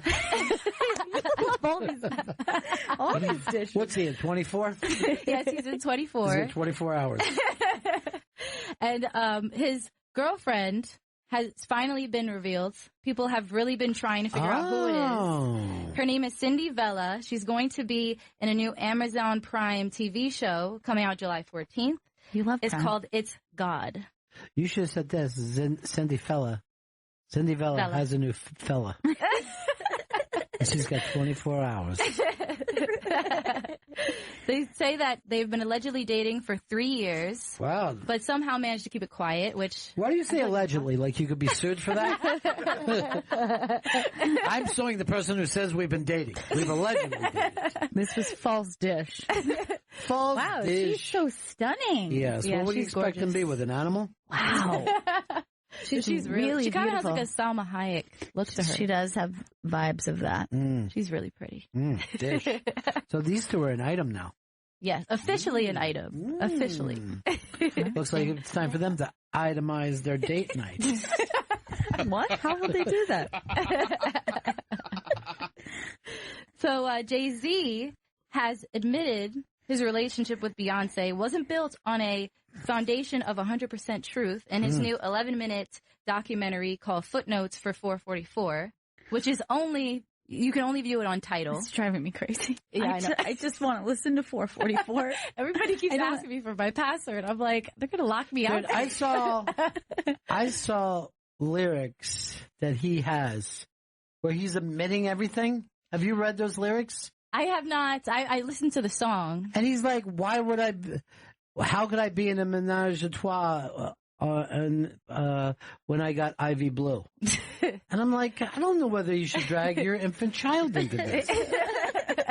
In reference to a threesome. Yeah. He's like, what if my children ever find out? I go, they're going to now, dude. I don't know what my parents did because they fucking lock it down. Luckily, Ivy Blue doesn't have Tidal and she doesn't know how to get it. No one She does. just can't figure it out. He said there's no one with Tidal. He actually has a song where she like raps and it actually sounds pretty good. Like it sounds like one of those. Stop it. No, it sounds pretty good. Like it sounds like one of those like new like 21 Savage type of songs. Like interesting. It's kind of weird. It makes me like a trap song. It's really weird. You know why? Because little children, it's called rhyming to them, not rapping. And it's something that infants do. I gotta hear this kitty trap. Yeah, well, then you gotta get on Tidal. I don't have Tidal. So good. I just want to listen. I listen to Tidal constantly. So when he says it wasn't built on 100% truth, does he mean like on his end? Like he was lying? Yes, he was the one that was cheating. He on said Beyonce. between the two of them, it's 50% truth. If we split it evenly, which you should do in a marriage. Yes, you share everything. He suggests that he never had a proper role model in his life, and that's why he couldn't have a healthy romantic relationship. I'll tell you somebody else who never had a proper role model, Charlie Manson. Anyone ever fucking forgive him? No. For what he did to Tate and LaBianca families? in the canyons of Los Angeles in 1969. You get to the bottom, you go back to the top of the slide, don't you, Charlie? Well, over the weekend, Neil Patrick Harris and James Woods got into a little... Love them both. They're dating? Yeah, they're an item now. They were seeing canoodling. Like quite the opposite. They got into a little Twitter altercation. Ooh. You know that James Woods is a Twitter fighter. I don't know about Doogie Howser, but James Woods is always ready to throw down. Yeah. What was it, right versus left, huh? No, it was over. Woods tweeted a photo of a father, mother, and a son at an Orange County Pride event, and they were holding signs that said, "I heart my gender creative son," and "My son wears dresses and makeup, get over it." And then Woods captioned the picture saying, "This is sweet. Wait until this poor kid grows up, realizes what you've done, and stuffs both of you dismembered into a freezer in the garage." Wow. Listen. Wow. Like, Straight people are scary. I would be ready to hear this out. I was ready to hear your argument. You went too far. He got me. He got me because I think it could happen. And then Harris tweeted back, "Utterly ignorant and classless, Mr. Woods. I'm friends with this family. You know not of what you speak and should be ashamed of yourself." Dude, he's always so classy. He knows not. Yeah. That's how you know that he's right, because he says, "You know not of what you speak." And I'm going to agree with that guy. It's like, he's very educated.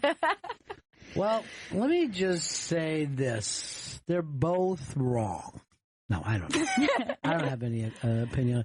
I will say this. James Woods is known for having a freakishly enormous penis. Really? Yeah. So maybe that's what he was thinking with. I saw him on TV, I think it was the old Tom Snyder show, say that his penis had its own zip code. Which, we didn't have many zip codes back then either. Another big viral sensation was Kim Kardashian went on her Snapchat and she took a selfie like, she normally does. Oh boy. And in the picture there was like a table behind her and it was like, it looked like it was a line of Coke next to her. Like, right, let me take a look at it. Let me take a look at the picture. I don't fucking know. And she's lost a lot of weight recently, so people are thinking. Where do we see the Coke? All right, let's see where this is. This video is the one where she Do we have a still of it?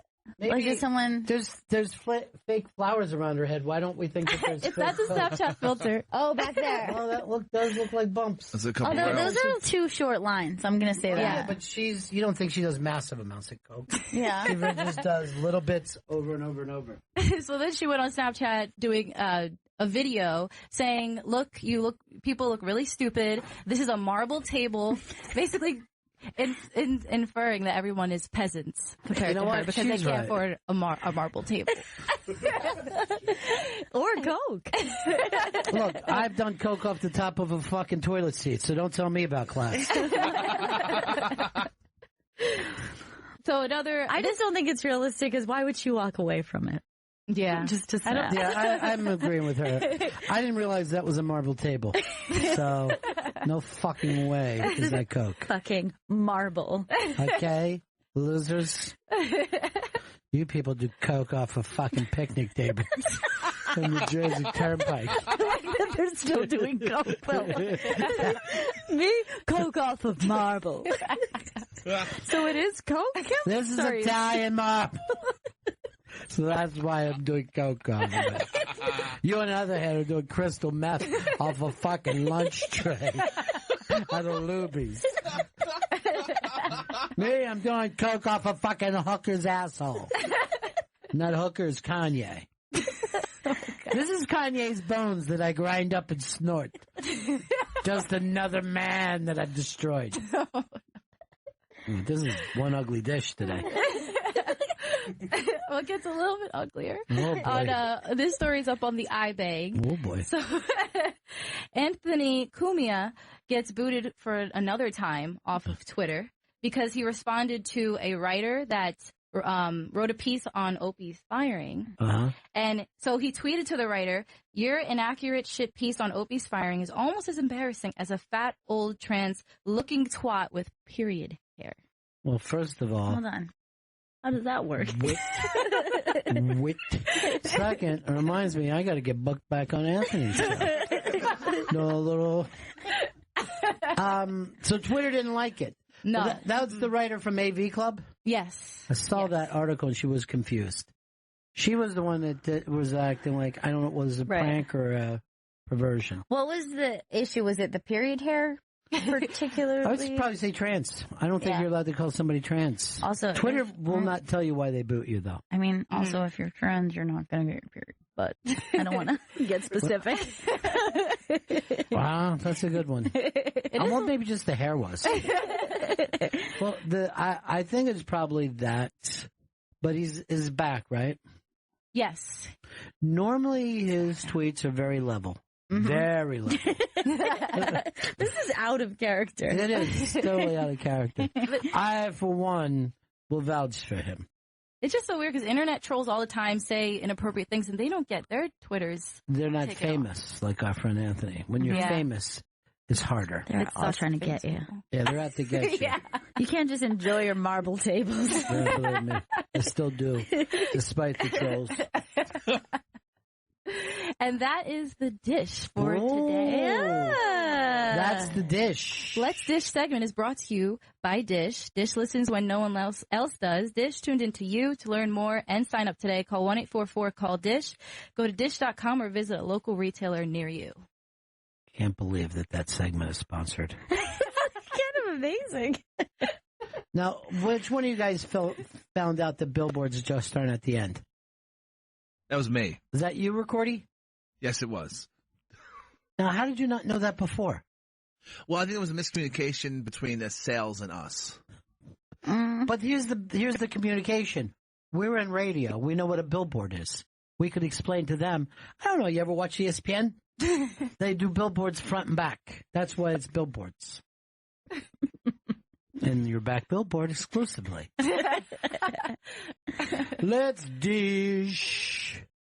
So what are we putting that out on SoundCloud on Friday? You're going to put it out on SoundCloud. Let's dish. Vito, why are you jumping up and down like a monkey from Planet of the Apes?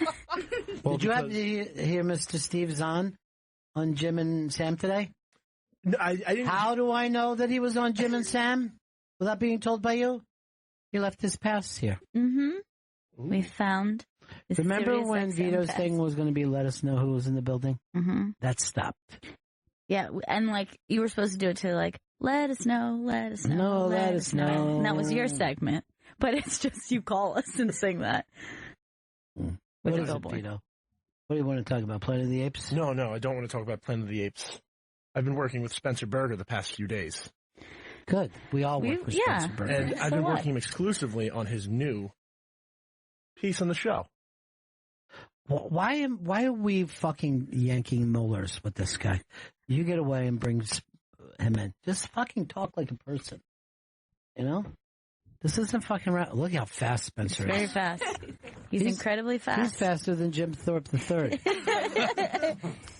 Spencer, this guy's been doing a bad job of selling you, but you've got a new segment for the show? Yes, sir. You know what? My dad, sir, called me mister. Now, I don't even know what that meant. Either way. I don't think it was, hi, mister. Excuse me, mister. So you got a new segment that you worked out. Absolutely. Has it got a name? Yes, it's called the Comedy Countdown with Spencer Berger. Oh, that's a good name. Comedy that is Countdown. Good. All systems are go. 5, 4, 3, 2, 1. Welcome to the Spencer Berger Comedy Countdown. You do your own announcing. Thank you. Yeah. Like one of those sports guys on TV. Yeah. He has a voice for it. So what is your Comedy Countdown segment all about? It's all about the top 10 actors and actresses on the Hollywood Reporter. Okay. The top 10 actors and actresses on the Hollywood Reporter. Okay. What is Vito whispering? Comedians. Okay. Comedians on Hollywood Reporter. Okay. Hold on. Gail has a call. I have a call. Sorry. All right. So number 10, we have Roseanne Barr. starred on the TV series Roseanne, which ran for 9 seasons on ABC. She won an Emmy and Golden Globe for Best Actress in a Comedy Series. And there will be new episodes of Roseanne, which will air mid-season in 2018 on ABC. So she's the 10th ranked comedian this week. Yes, she is. All based on Roseanne coming back. That's very. I'm excited for it. You're going to see it? I'm definitely going to watch it. 100%. All right, 100% watching. I was a big Roseanne fan. All right, and number 9, we have Adam Sandler. His next Netflix movie, The Week Of, will co-star Steve Buscemi and Chris Rock, directed by Robert Schmingel. And the movie is about Adam Sandler's character's daughter marrying Chris Rock's character's son. And Sandler is currently on tour with Rob Schneider and David Spade. Robert Schmeichel, the director for that, he's the guy that plays the dog. Yes. He's Triumph. One of the funniest people Incredibly funny. Yeah. All right, so he's number 9. Number 9. And I didn't know that they were out on tour. Me either. Yeah, all right. Number 8, Gabriel Iglesias has different roles in several animated movies coming out in 2017, such as the Pixar movie, Coco, and the new Smurfs movie titled The Lost Village. And he is best known for being Fluffy. Fluffy. Very nice guy. Did the show before, right? Yes, he did. Yeah, very great. Nice guy. It always makes me pause like Gabriel. Oh, Fluffy. Every time. Some people only call him Fluffy. Number 7, Cat Williams, currently on tour and recording a live album in Jacksonville. Known for his stand-up specials like American Hustle and It's Pimpin' and Pimpin'. Cat Williams should be number 1. Cat Williams got to do what Cat Williams got to do. He's been in several movies with Ice Cube, such as Friday After Next and The First Sunday. Love Cat Williams.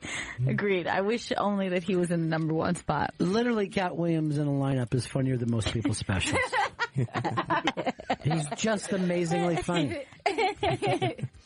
And I like a guy who fights who rarely wins. You know what I mean? Yeah.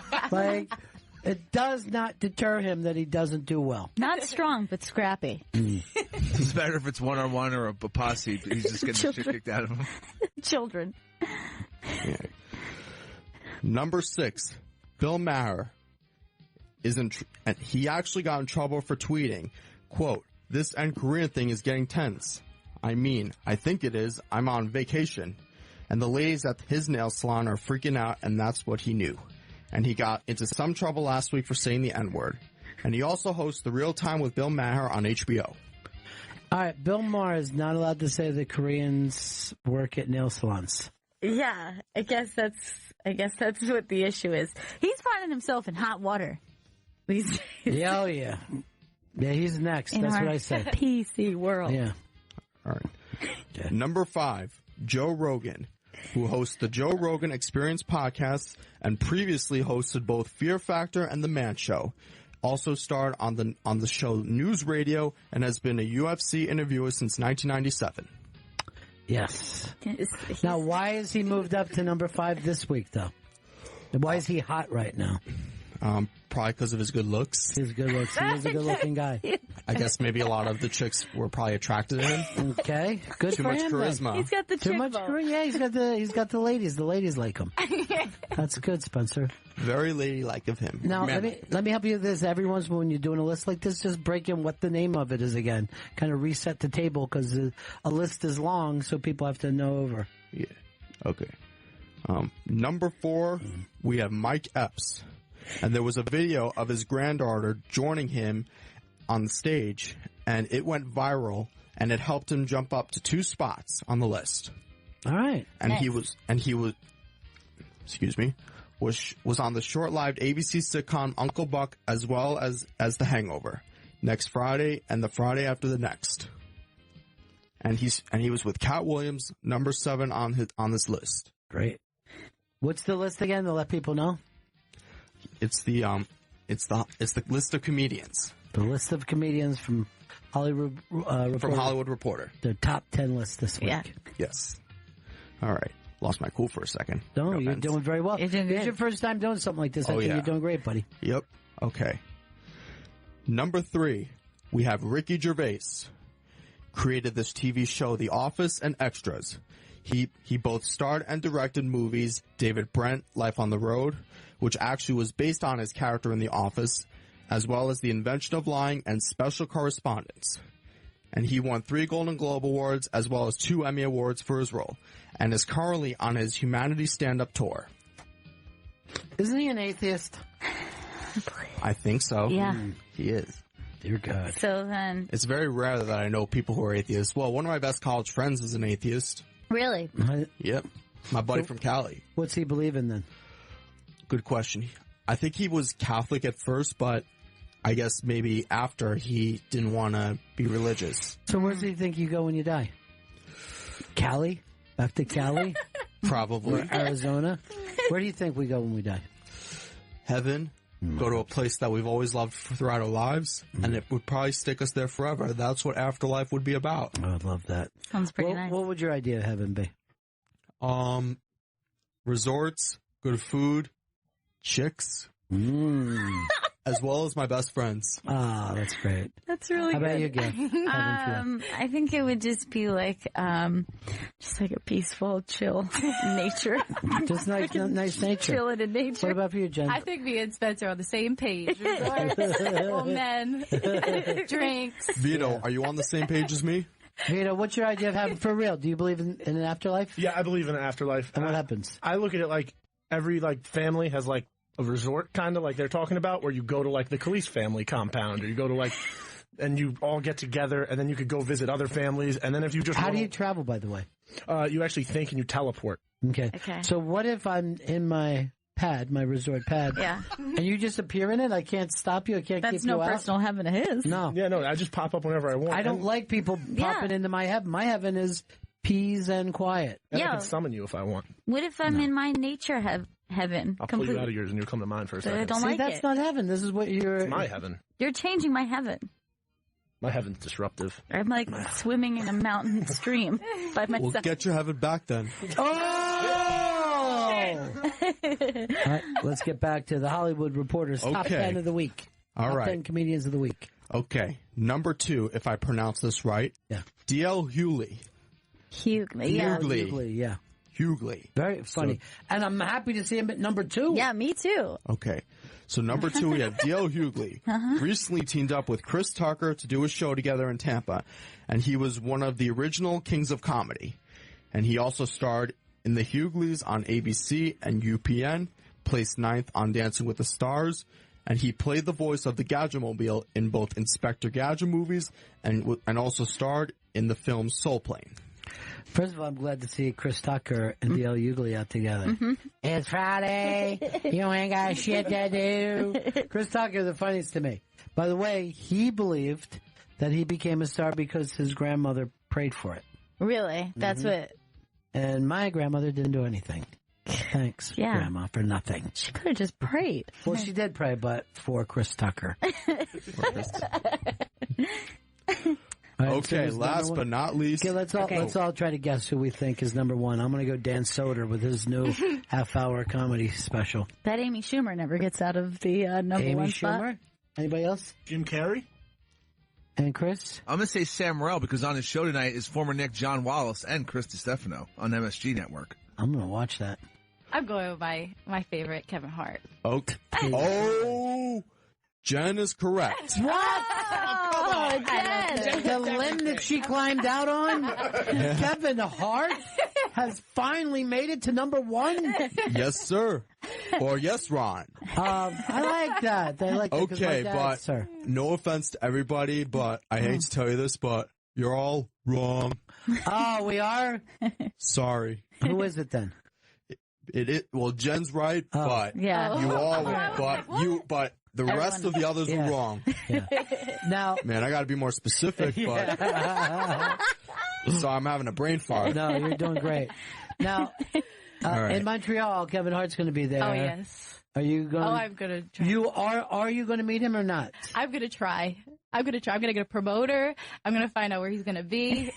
Let's do this. Happen. What did Yoda said? There is only do or not do. There is no try. There is no try. I mean, he comes with a lot of security. He comes with a lot. You come with a lot of insecurity. Good point. That's true. The two boys laugh too much. I mean, that killed. I mean, Here's what I got to tell you: never hold a sneeze in. Just let it go. It's part of the natural on air. Oh, you're pulling Elsa's right now. I see. What's that mean? Let it go. The song from Frozen. Oh, okay. Now I understand. You're pulling an Elsa. But I get nervous when people sneeze and hold it in. Yeah. Because I have a feeling that your eyeballs can pop out. It does feel like that. You ever get that? I always thought that was a myth. No, it might be, but I get nervous when I say, just let yourself sneeze. Yeah. It's All right. radio. It's not TV. I guess maybe my sneeze should be talented. By the way, no. But I will tell you this.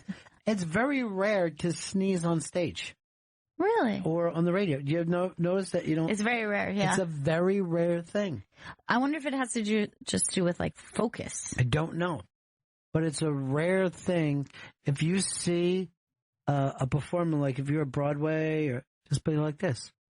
My God, we're hearing a once-in-a-lifetime thing. Yeah, just imagine, here's the question.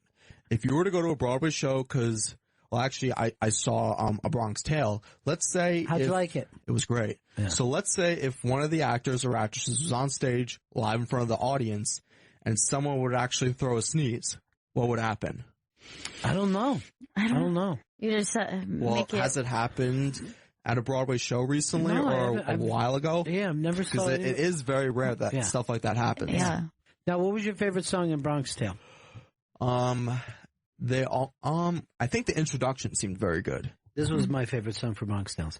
Now's you can't leaves, you dirty bikers. Now's you can't leaves. It's back to Rikers. Which character sang that? Was that Caludro? Yes. It was Caludro. No, what was the mob guy's name? Sonny. Sonny.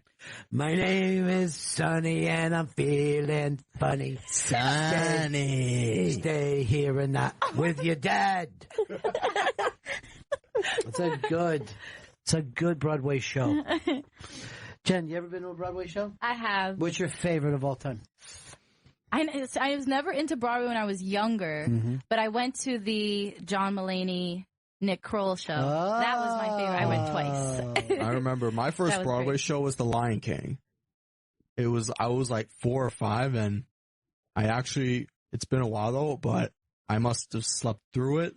Because my parents, I don't even remember sleeping through it, but I remember that was my very first Broadway show. Oh, it's a good one. Oh yeah, I always loved The Lion King. Oh yeah, it's still there. It hasn't left. It's legend. I've never seen it the entire time I've been in here. Have you seen? Well, I saw the original cartoon. Yes, me too. So nothing. Big fan.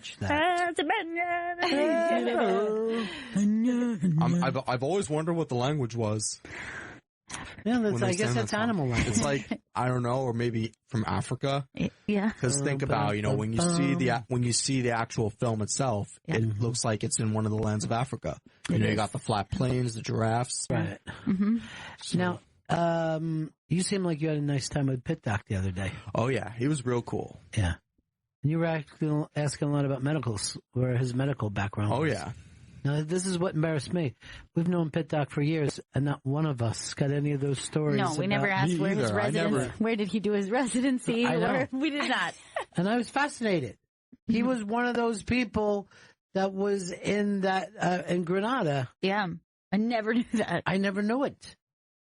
You ask good questions. You should think about interviewing. Push me out of the way.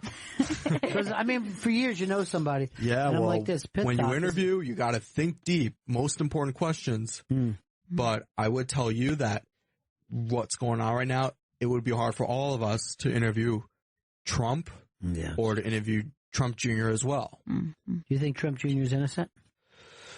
I would say not. Trump innocent? You think Trump knew what was going on? Trump. What about Senior? Ivanka Trump? I don't know if she's involved, but I don't know about that. But those are the only two. Those are the only two people that are. I think Ivanka knows everything.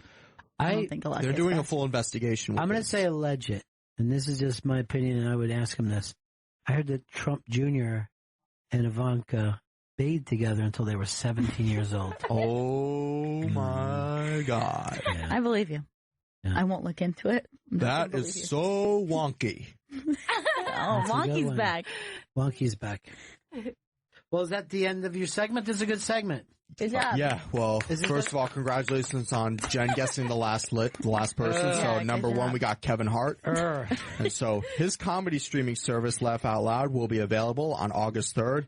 And he stars on the TV show Real Husbands of Hollywood on BET. And his special What Now? BET, my bad. Oh, excuse my language. What is up with me today? I guess I should lay off all the alcohol.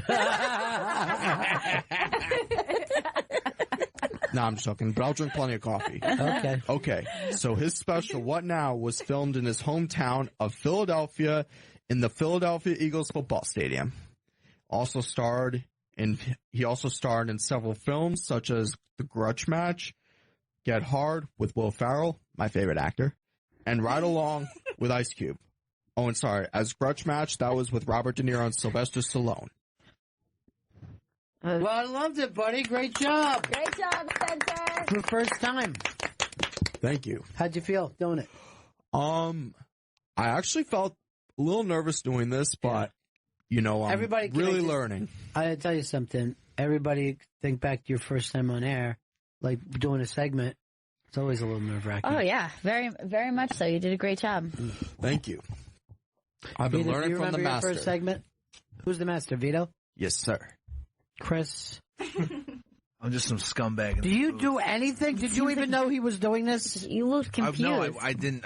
When we started to set it up. And what is your position here? I'm executive producer. Do you realize now why the guy from the Hard Rock is going to Guns N' Roses and not you? Now, I should have known. Welcome to the jungle. We got fun games. I want to hear that, no problem. Yeah, the people that's fine. That too. I'm going to yell out, Axel, I can sing any song with you. Just storm the stage. By the way, my plus one is Davy Mack. Oh, wow. Can you feel the Mac tonight? Why not Elton John? Oh, God, I love Elton John. Maybe he should be your plus one. I would love it. Can you imagine that the eyes would be on the two of us as we got out of a stretch limousine, me and Elton? What's going on? Oh, man. My guess is you'd be on Dish the next day.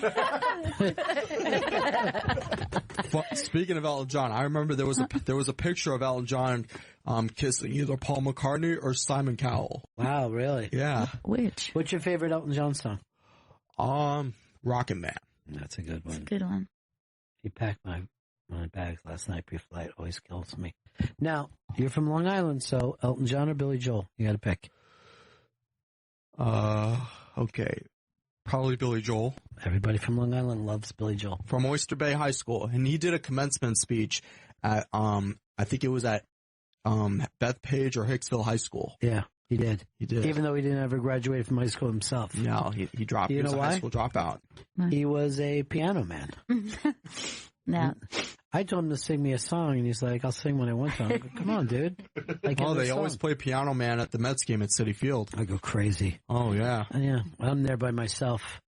Nobody's there at those games anymore. No, it's pretty pathetic. Why don't they sell tickets for $5 a piece? It's so nice there, too. Like, you can get them on resale for like $5 on StubHub, but ever since they why do I went... got to go to pick them up, though? Ever since they went to the World Series, they've just been like, let's fucking charge $30 for the shittiest seats. I can't even buy season tickets anymore. Yeah, the thing, when a team does shitty, tickets go down. When a team does well, like Cleveland or the Golden State Warriors, tickets could be very expensive, and championship tickets can be impossible. Yeah, no kidding. Yeah. I mean, it's impossible for Chris to go to Guns N' Roses. It's just not happening for me. 0% He's chance. been walking with Mr. Brownstone. He's not going to the show. He wants to see guns, but he can't see guns. What's your favorite Guns N' Roses song? It might be November Rain. It might be November Rain. Paradise City. Really? For real? Yeah, for real. I love that song. Vito? Sweet Child of Mine. You went out on a limb.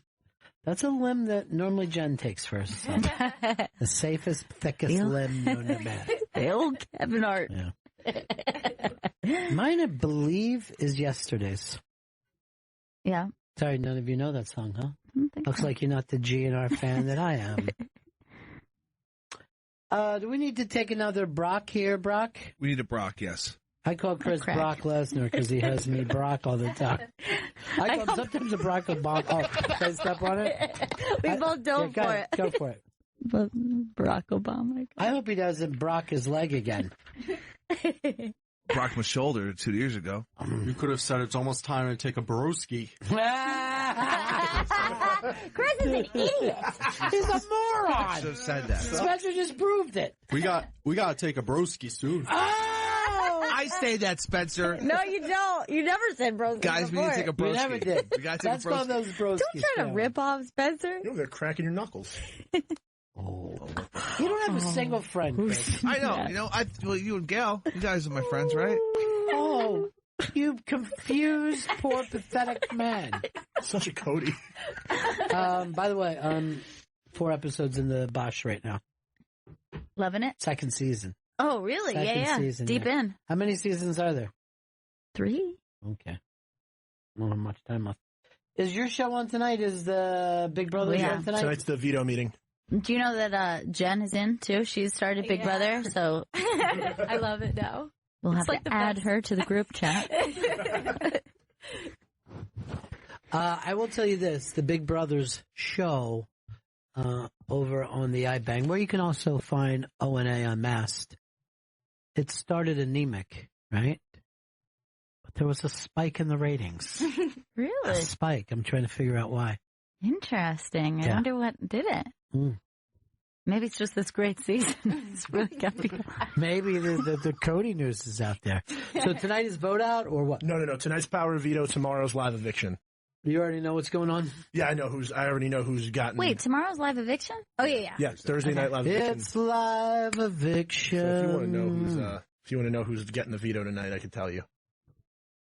No, then why would I watch the show? For the awesome DRs. Well, the only thing you don't know is DRs? That's the only thing we don't get to see in the feeds. You're going to like the nice punishment they got this week, too. It's a great one. I don't think I care about punishments. You're going to like this one, I think. What was it? You're It's silly. They wear frog costumes and hop around the house, and Cody's in one. Why would you tell us? You didn't ask for it, dude. I'm Come watching on. the fucking show tonight. That why I say I'm going to download Big Brothers. You gave it I away. don't even go to Joker's Upstate. Updates. Thank you. Upstate. I don't go to Joker's Upstate. That's too far north for me. It's almost to Canada. I love Jokers, though. Do you? Is that your favorite? Mine is, I believe, Hamster Watch. Hamster Watch pretty good. And then probably Big Brother Not Safe for Work. That's the best. Does that still exist? Oh, yeah. Yeah, there's a good one on there this week. What is it? Elena, the radio girl with the large... What radio? She was in Texas. I got to look more into it, but she had That doesn't seem that hard. Out of all the things you look into. You know so go ahead. much. She just took her top off, like she forgot there were cameras there, and just went full on. And what is this Big Brother Not Safe for Work? It's This is Big Brother Reddit. It's reddit.com/BigBrotherNSFW. I'm gonna have to check this out. Yeah, there's some. Is there, Kevin had a dick pic on there. What? You can see Kevin's dick. I'm Old man fascinated. Kevin had a dick pic. Here's what you gotta do, kids. When the cops come around, you gotta make sure you're not there when the cops come in. Was it like a purposeful dick out? Yeah, he just had his dick and swinging it. He's getting out the shower and he's holding his leg up like this, and you just see it dangle out. Maybe he was trying to dry under his undercarriage. Probably. Yeah, he's probably. Can't do that in the house though. Yeah, but you know what? You can. You know what? Everybody's half the fucking planet is a dick. Let your dick out there. That's what I say. Show it off. Elena was on the Kid Craddock morning show in Dallas. What? That's a big show. Kid Craddock morning show. That's a big show. It's a well-known show. All right, we got a break. Back, Bennington. Hey, everybody, it's the Bennington Show. Spencer Burger's Top 10 Countdown, brought to you by Bear Burger. Bear Burger. You don't want a lot of stuff on your burger, get a Bear Burger. Chris, you're executive producer. How did you think that went? I think it went well for the first time. We can tighten some things up. Vito, how did you think it went? I think me and Spencer can tighten things up. Oh! And grab Spencer and let me check with him. Spencer, how did you think your first time went? Not that bad, but I could use a little more practice. You're great. A friend of mine who has retired from radio and no longer lives a public life, texted me to say, maybe instead of spoiling Big Brother, Vito could get Spencer a music bed and a number one sounder for his bit, which is obviously missing. Then he writes, I knew a spoiler was coming out of that blank, blank, blank, and I couldn't get to the volume fast enough. So, you're going to get some music? I mean, you're going to get done old school, when people cared about radio, when they recorded it well and replayed it well. Okay. So you're going to get a music bed and the number one sounder. All to a friend of mine who's retired from radio and no longer lives this public life. Me and Spencer are going to be working on that tonight.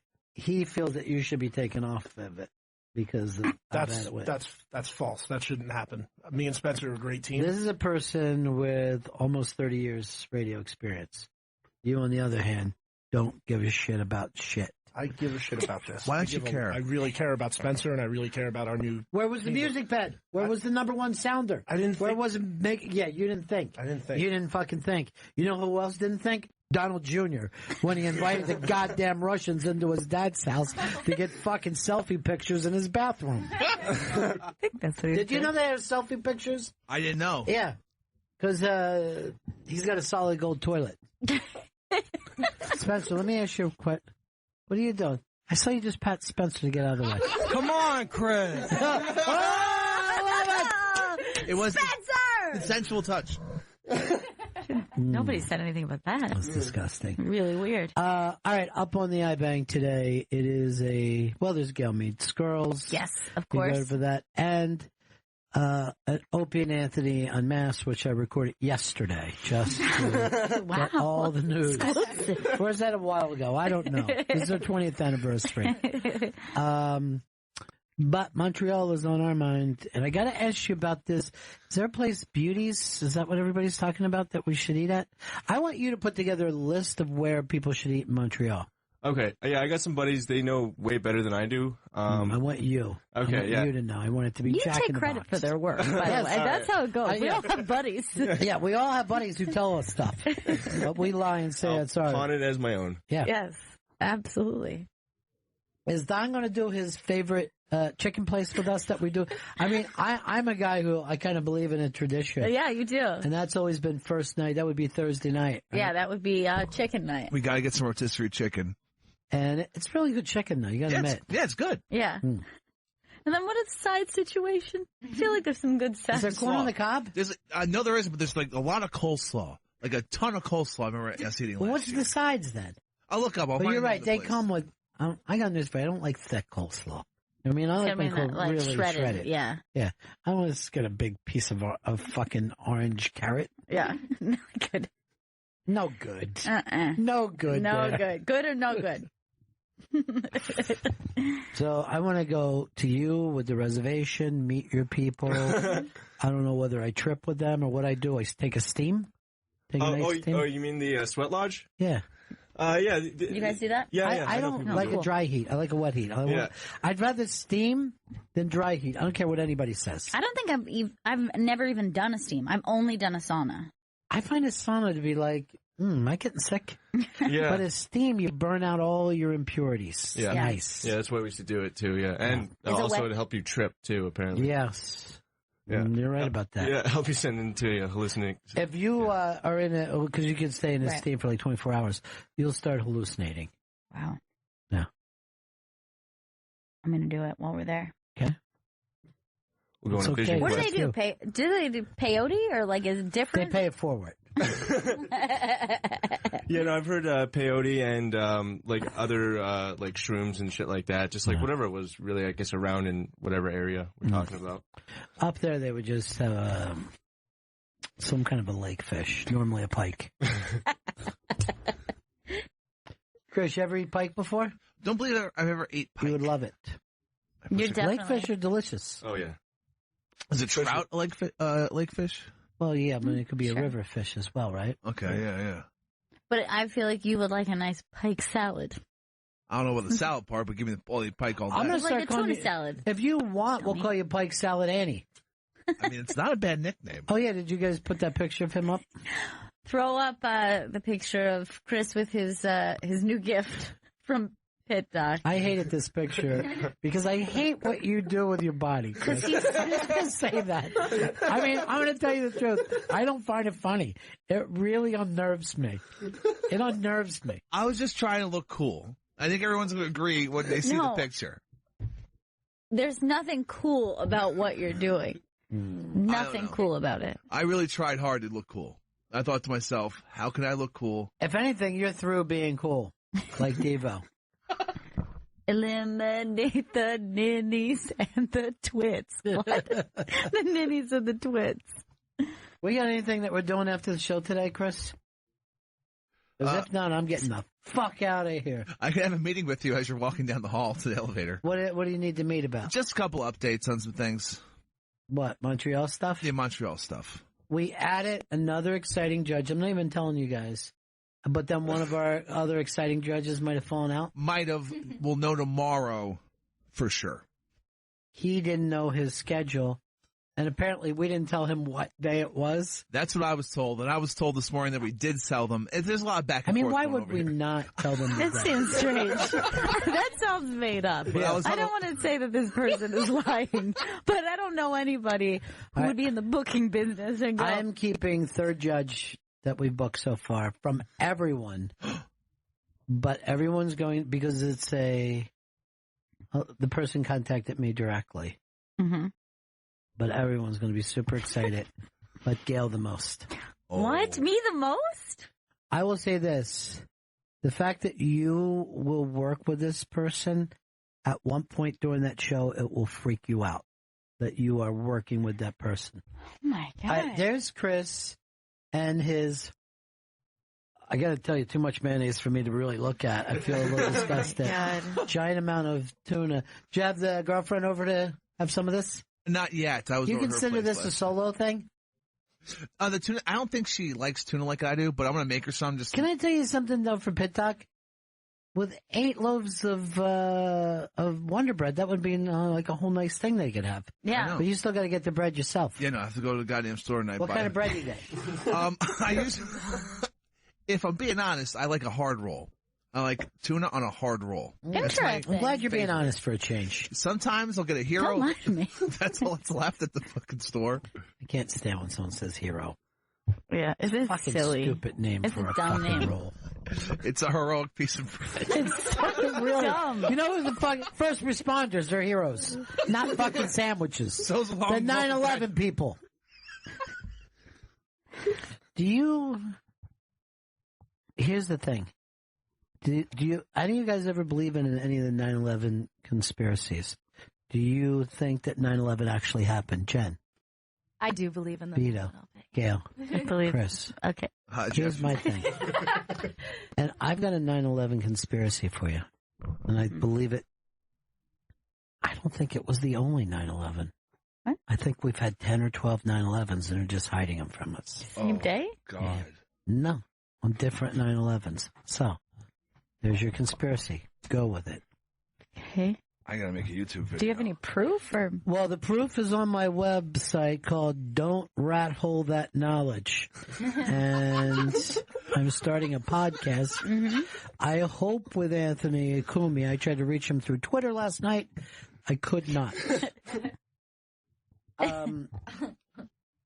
Chris Stanley booked me on his show with someone. I want to go on with someone. Okay. Who would be good to go on? Have you ever done his show? I've never done his show. He no. doesn't have you because he considers you second tier. He doesn't consider you first tier. You need a first tier person to come on with you. So, I just heard third tier from a couple people. Really? Ouch.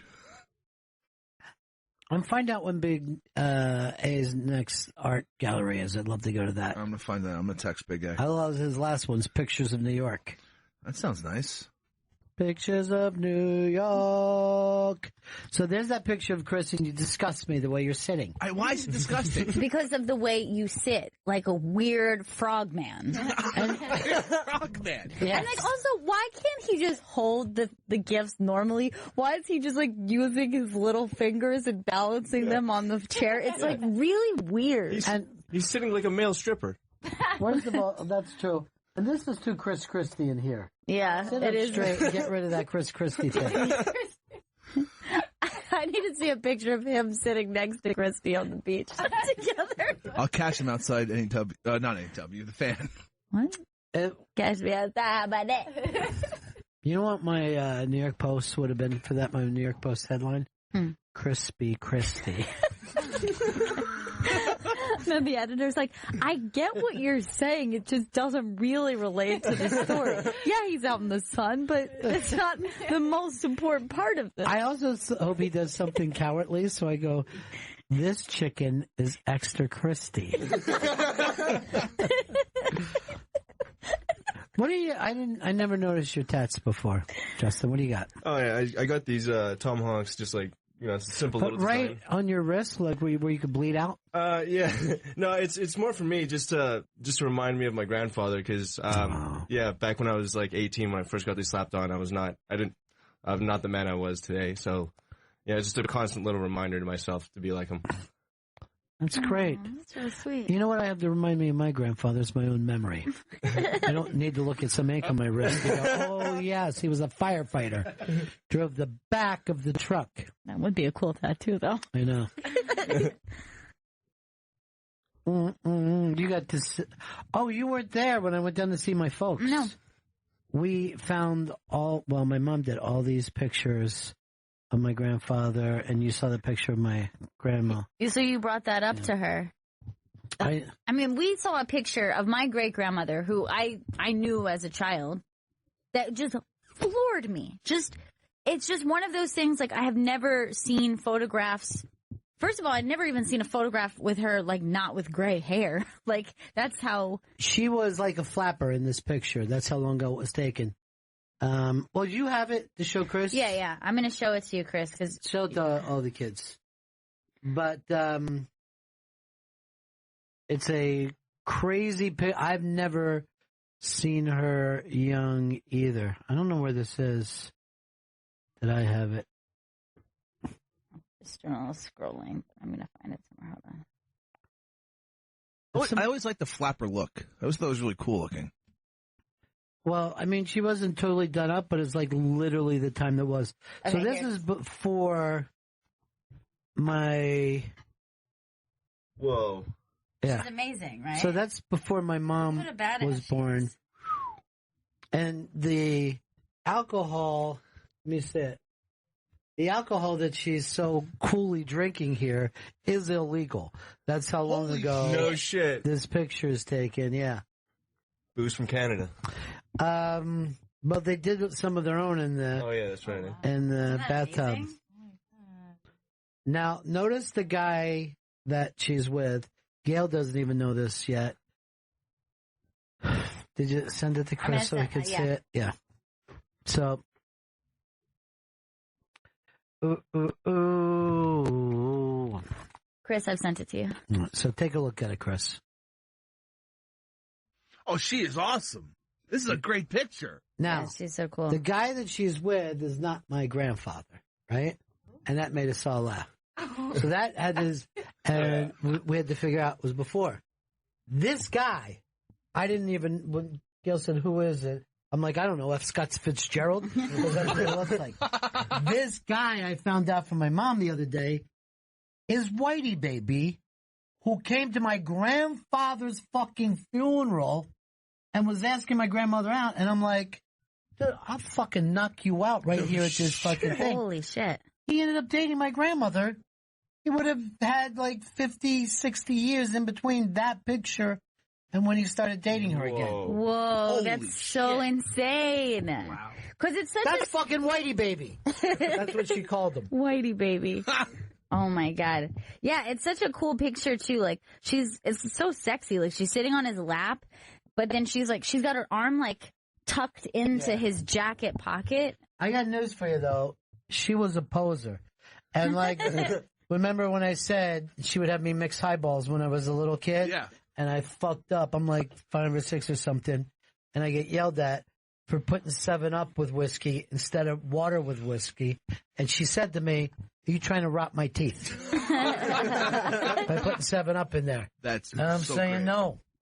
She goes, "I'm not, now this is wasted." I go, "I'll fucking drink this one. I'll make you another one. It's going to be perfect. It's going to be just the way you like it." That's fucking Whitey baby. Man, that is so nuts. Yeah. Well, there's no way they took a 50, 60-year bump. And I remember saying to Whitey, because I thought he was being too aggressive, and I'd never seen this guy in my fucking life, right? And I'm like 16, 17 or something like that when my grandfather dies. And like he's around and he's so fucking loud. So I give him like a little shove. I go, "Fucking give it a little." And I was like, "No." And she's like, she says to me, she goes, "Look, you don't want your grandmother to be alone." I go, "Alone? We were just at the fucking cemetery." Like, the man that I love, we just put in the ground. And now Whitey baby's here, bringing up, is it going to be Tuesday or should I call you on Friday? Give it a minute, Christ. That's why I want to put fucking tomahawks on my fucking head. Chris, you even met your grandfather? Never met either grandfather. Both in the ground before I was born. The guys. It's the guys. Oh, boy. Oh, boy. Starting trouble. That's Seth, Chris. Only met one grandmother. Hey, I got a call from one of the bosses that said, "Chris, if you really want to go, you can have Opie's ticket." Really? Will you take it? You want to be that guy? Would you be You willing want to jump in his grave?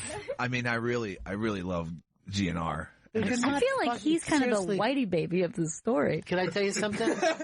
Whitey baby wasn't second or third tier. He was a first tier player.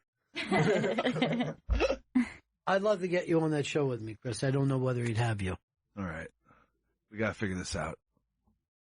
I had to fight to get you on Eastside Dave's show. That's surprising. I should be able to just Tyler Finch wants to know if Chris is shitting in that picture. I know this. He does sit on the toilet backwards like that. Oh. He calls it motorcycle style. It's just more comfortable. Everyone should try it. Oh, God. All right, she also said this. You also know that he's going to smear that mayo on his tits and lick it off on Pornhub. I'm not going to do that. All right. Cassius says, "Is that John Goodman?" All right, I'll take now that. All he needs is a single wide trailer and some buzz. Is he fingering the food? I was going for a fingering thing. All right, I've got the most subtle Photoshop ever. He's just modified the trash sign. It's just an arrow directly to him. It's mean, guys. Come on. Drugstore Sean. I just want to show off my gifts from Pit Doc. Thank you. Why'd you have to do it like that? What about though? Pit Doc's gift to me? Unbelievable. Yeah, amazing. Signed John Irving. It was so incredibly sweet. John Irving was one of the few interviews that I've ever done where I'm like, I hope I don't make a fucking fool out of myself. You know what I mean? Because he's an author, you know? Yeah. And I am, but not of chapter books. I write children's book. I wrote one the other day called Petey the Dead Giraffe. Is it sad? They won't. Well, the sad part is they will not publish it. Come on. They said 15 pictures of a dead giraffe with different children just pointing and laughing is not sellable. I said, to who? I go, I know a lot of bad kids. And they will laugh at it. Oh, yeah. Not to adults, of course. Yeah. This is a children's book. So anyway, what are you going to do? Chris, get ready to walk down the hall quickly. I will. And try to catch me before I hit the elevator. I will. You ever go to an elevator and, because you ever hear the stories of like, elevator opened, guy stepped in, there's nothing there, right? Yeah. I always think about that, and I look at the floor, and then even when I step on the floor, I get like a weird feeling. Like, yeah. There's Or like, not going to be an you ever elevator see there. like an elevator that it's just like a little bit too much gap for your liking, where you can actually like kind of look down a little Yeah, I bit? don't like that. Like you can look down in our elevator shaft, and if there's light at the bottom, you can see the drop. And it's not good. 36 floors. I mean, It's look not out the window here. fucking good. See how I high don't we are? like it. Yeah, but it's not directly under my feet. Like I could look at something from the window, look down and be like, oh yeah, it's down there. But you're looking like directly beneath your feet. It's fucking terrifying. Adam wrote, his doctor gave him that much mayo. That's a good point. He is my personal doctor. He looks I out for doubt me. that's enough mayo, and he looks like he's waiting to be tossed. I like that picture. You like it? I like it, yeah. Like I wanted to sit like backwards on the chair because that, You did. it's hipper. You did. Chris, you're like trying to reach the kids. You're Yeah. like, hey guys, I like mayo too. Liz Sets Fire said all the tuna mercury gave Chris autism. I doubt I'm on the spectrum. I doubt. You are the spectrum. That's better than being on I it. mean, when you hear the numbers, all of us must be some way, Yeah, right? I know for sure. Put us on the spectrum, like least to most. Everyone on the show. Line them up. The most it's a tie in between you and Chris. Because you're both, I can consider yourself like both have that tradition, like I want to do the same thing over and over. Matter of fact, I put myself up there. When I leave in the morning, I always do the same couple things before I leave the house. As I call it like a good luck baseball thing. But, yeah. Yeah. If you didn't do them, you'd be thinking about them later. I didn't do them one day and 9/11 happened. Okay, so so there's like I'm never allowing the that first to happen one, again. One of the 9/11s. Not on your watch. No. No more. Not with me and Russia working together as a cyber security unit. By the way, now, they also said Russia is willing to help build the wall. Do we still want it? There's going to be cameras facing us on the wall. I'm not worried about aliens. I like to build a wall around the earth so they can't get to us. Right. Just a protective coating. Ugh. Hate fucking aliens. Hate the way they smell. Disgusting. You know how they smell, right? Ew. Oh, did you think they meant their odor? No, I just meant the way they actually smell. I don't know what they smell like. They're aliens. Who's going to take over for Vito as Spencer Berger as producer? I will take that spot. I'm going to keep doing it, and I'm going to fix the issues that we had with it today. Chris gets it. You know why? Your aggravation of acting like you know what's going to happen when you obviously don't. Here's the way I'm going to do this now. You've got Jen, Gail, you've got Justin, Spencer, you've got Chris. Yes. Spencer's really happy back here about this. Excited. He's super excited. And I'm gonna treat Spencer special. Me and Justin are in alliance right now. Yeah. Watch out. I might even give Spencer some of my mayonnaise. Chris, you can't say that. I can share food with people. Look, Primo just said this. A dead dwarf fondling his nipples. Kind of hot. Wait, I just don't understand. Why did I add dead to that? It just says dwarf. Oh, my God. And I throw in dead dwarf. You don't think it's like a premonition, do you? I hope it's a premonition. Chris didn't even hear any of this. No. He's fucking on his phone. Chris, we just found out a premonition about you. Guest is right before Rod gets up. I need to give him good news for once. You really know that you haven't in a long time. I know. Oh, I'm well. You are the bearer of bad news. I'm well aware of that. Let me tell you not something. good. The next person on this team that takes off,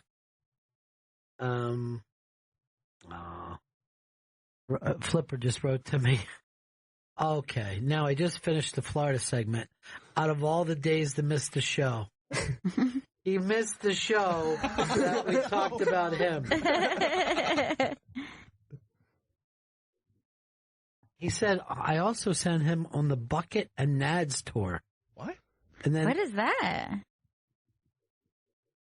the Ice Cube show was Ice Cube, Onyx, Dead German Tourist, and Eddie and the Idiots. I can't believe we got him on an Ice Cube show. It's pretty crazy. In the fucking 90s. Yeah, that's when nuts. Ice Cube was... Yeah. Cube's one of my favorite fucking guests I've ever had on the show. He's the man. He's been on like 3 times. He's always really fucking smart. Really a fucking bright guy. I like the way he markets everything now, where whatever he's promoting, he wears the T-shirt of whatever he's promoting for like the 3 months leading up to it. So anytime a picture gets taken of him, it's like wearing a shirt that says like Ride Along 2 or the like Big wearing 3. His own billboard all the yet? time. Yeah. Oh, God.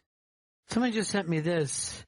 Rosie O'Donnell responds to Paul O on fucking Twitter. What? And it really is Is that Paul O. true? Yeah. Paul O gets obsessed with... I didn't even know Paul was on Twitter. I'm going to have to follow him. Let's see what he writes.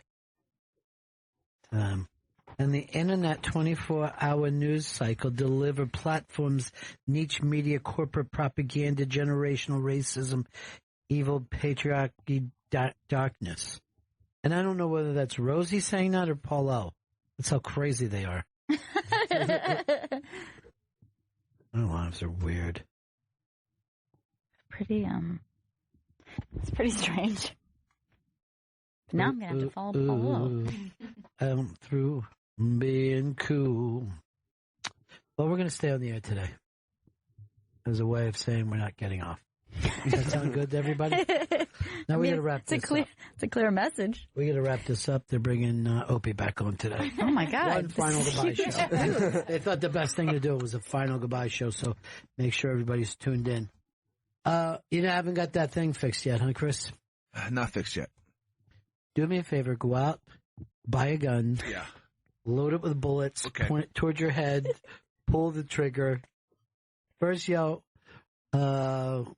reverse Russian roulette. Because you know exactly what you're doing. It's every chamber is filled with bullets. No, don't worry about it. It's all going to work out. I'm going to do that after the show today. What's that? I'm going to play some reverse Russian roulette. Okay. All right, that's it for us. Anything we need to plug? You got to do a new Gail Meets Girls soon, huh? Yeah. I've got one next Wednesday. Oh, really? Yeah. This. Oh, yeah. Yeah. This next. Today's Wednesday. Write it down for me so I see who it is. Cool. Also, up on the iBang today, I sit down exclusively about Opie and talk with Opie and Anthony and ask them why Opie, Anthony, Ron and Fez, only one remains. Why is that? You can only be one. Yeah, it is like Highlander. Holy shit, that's one of my favorite people in the world. Yeah. And she's a TV star. Yes. Just her? And a guest, but Oh, and we're just confirming with the person is. Yeah. Ooh. By the way, I know that we don't say this anymore because it's so PC. I find her crazy sexy. She is very sexy. Oh, yeah. 100%. And I love the way she talks, too. Mm-hmm. You know what I mean? You know where she's from? Our town, our favorite place. Austin? Austin, like all of our favorite girls. Mm-hmm. All right, that's it for us. Everybody, we'll see you again next year in 1974. Ladies and gentlemen, the evening is over. We hope you all enjoyed yourselves, and we'll see you all again in 1974. Good evening!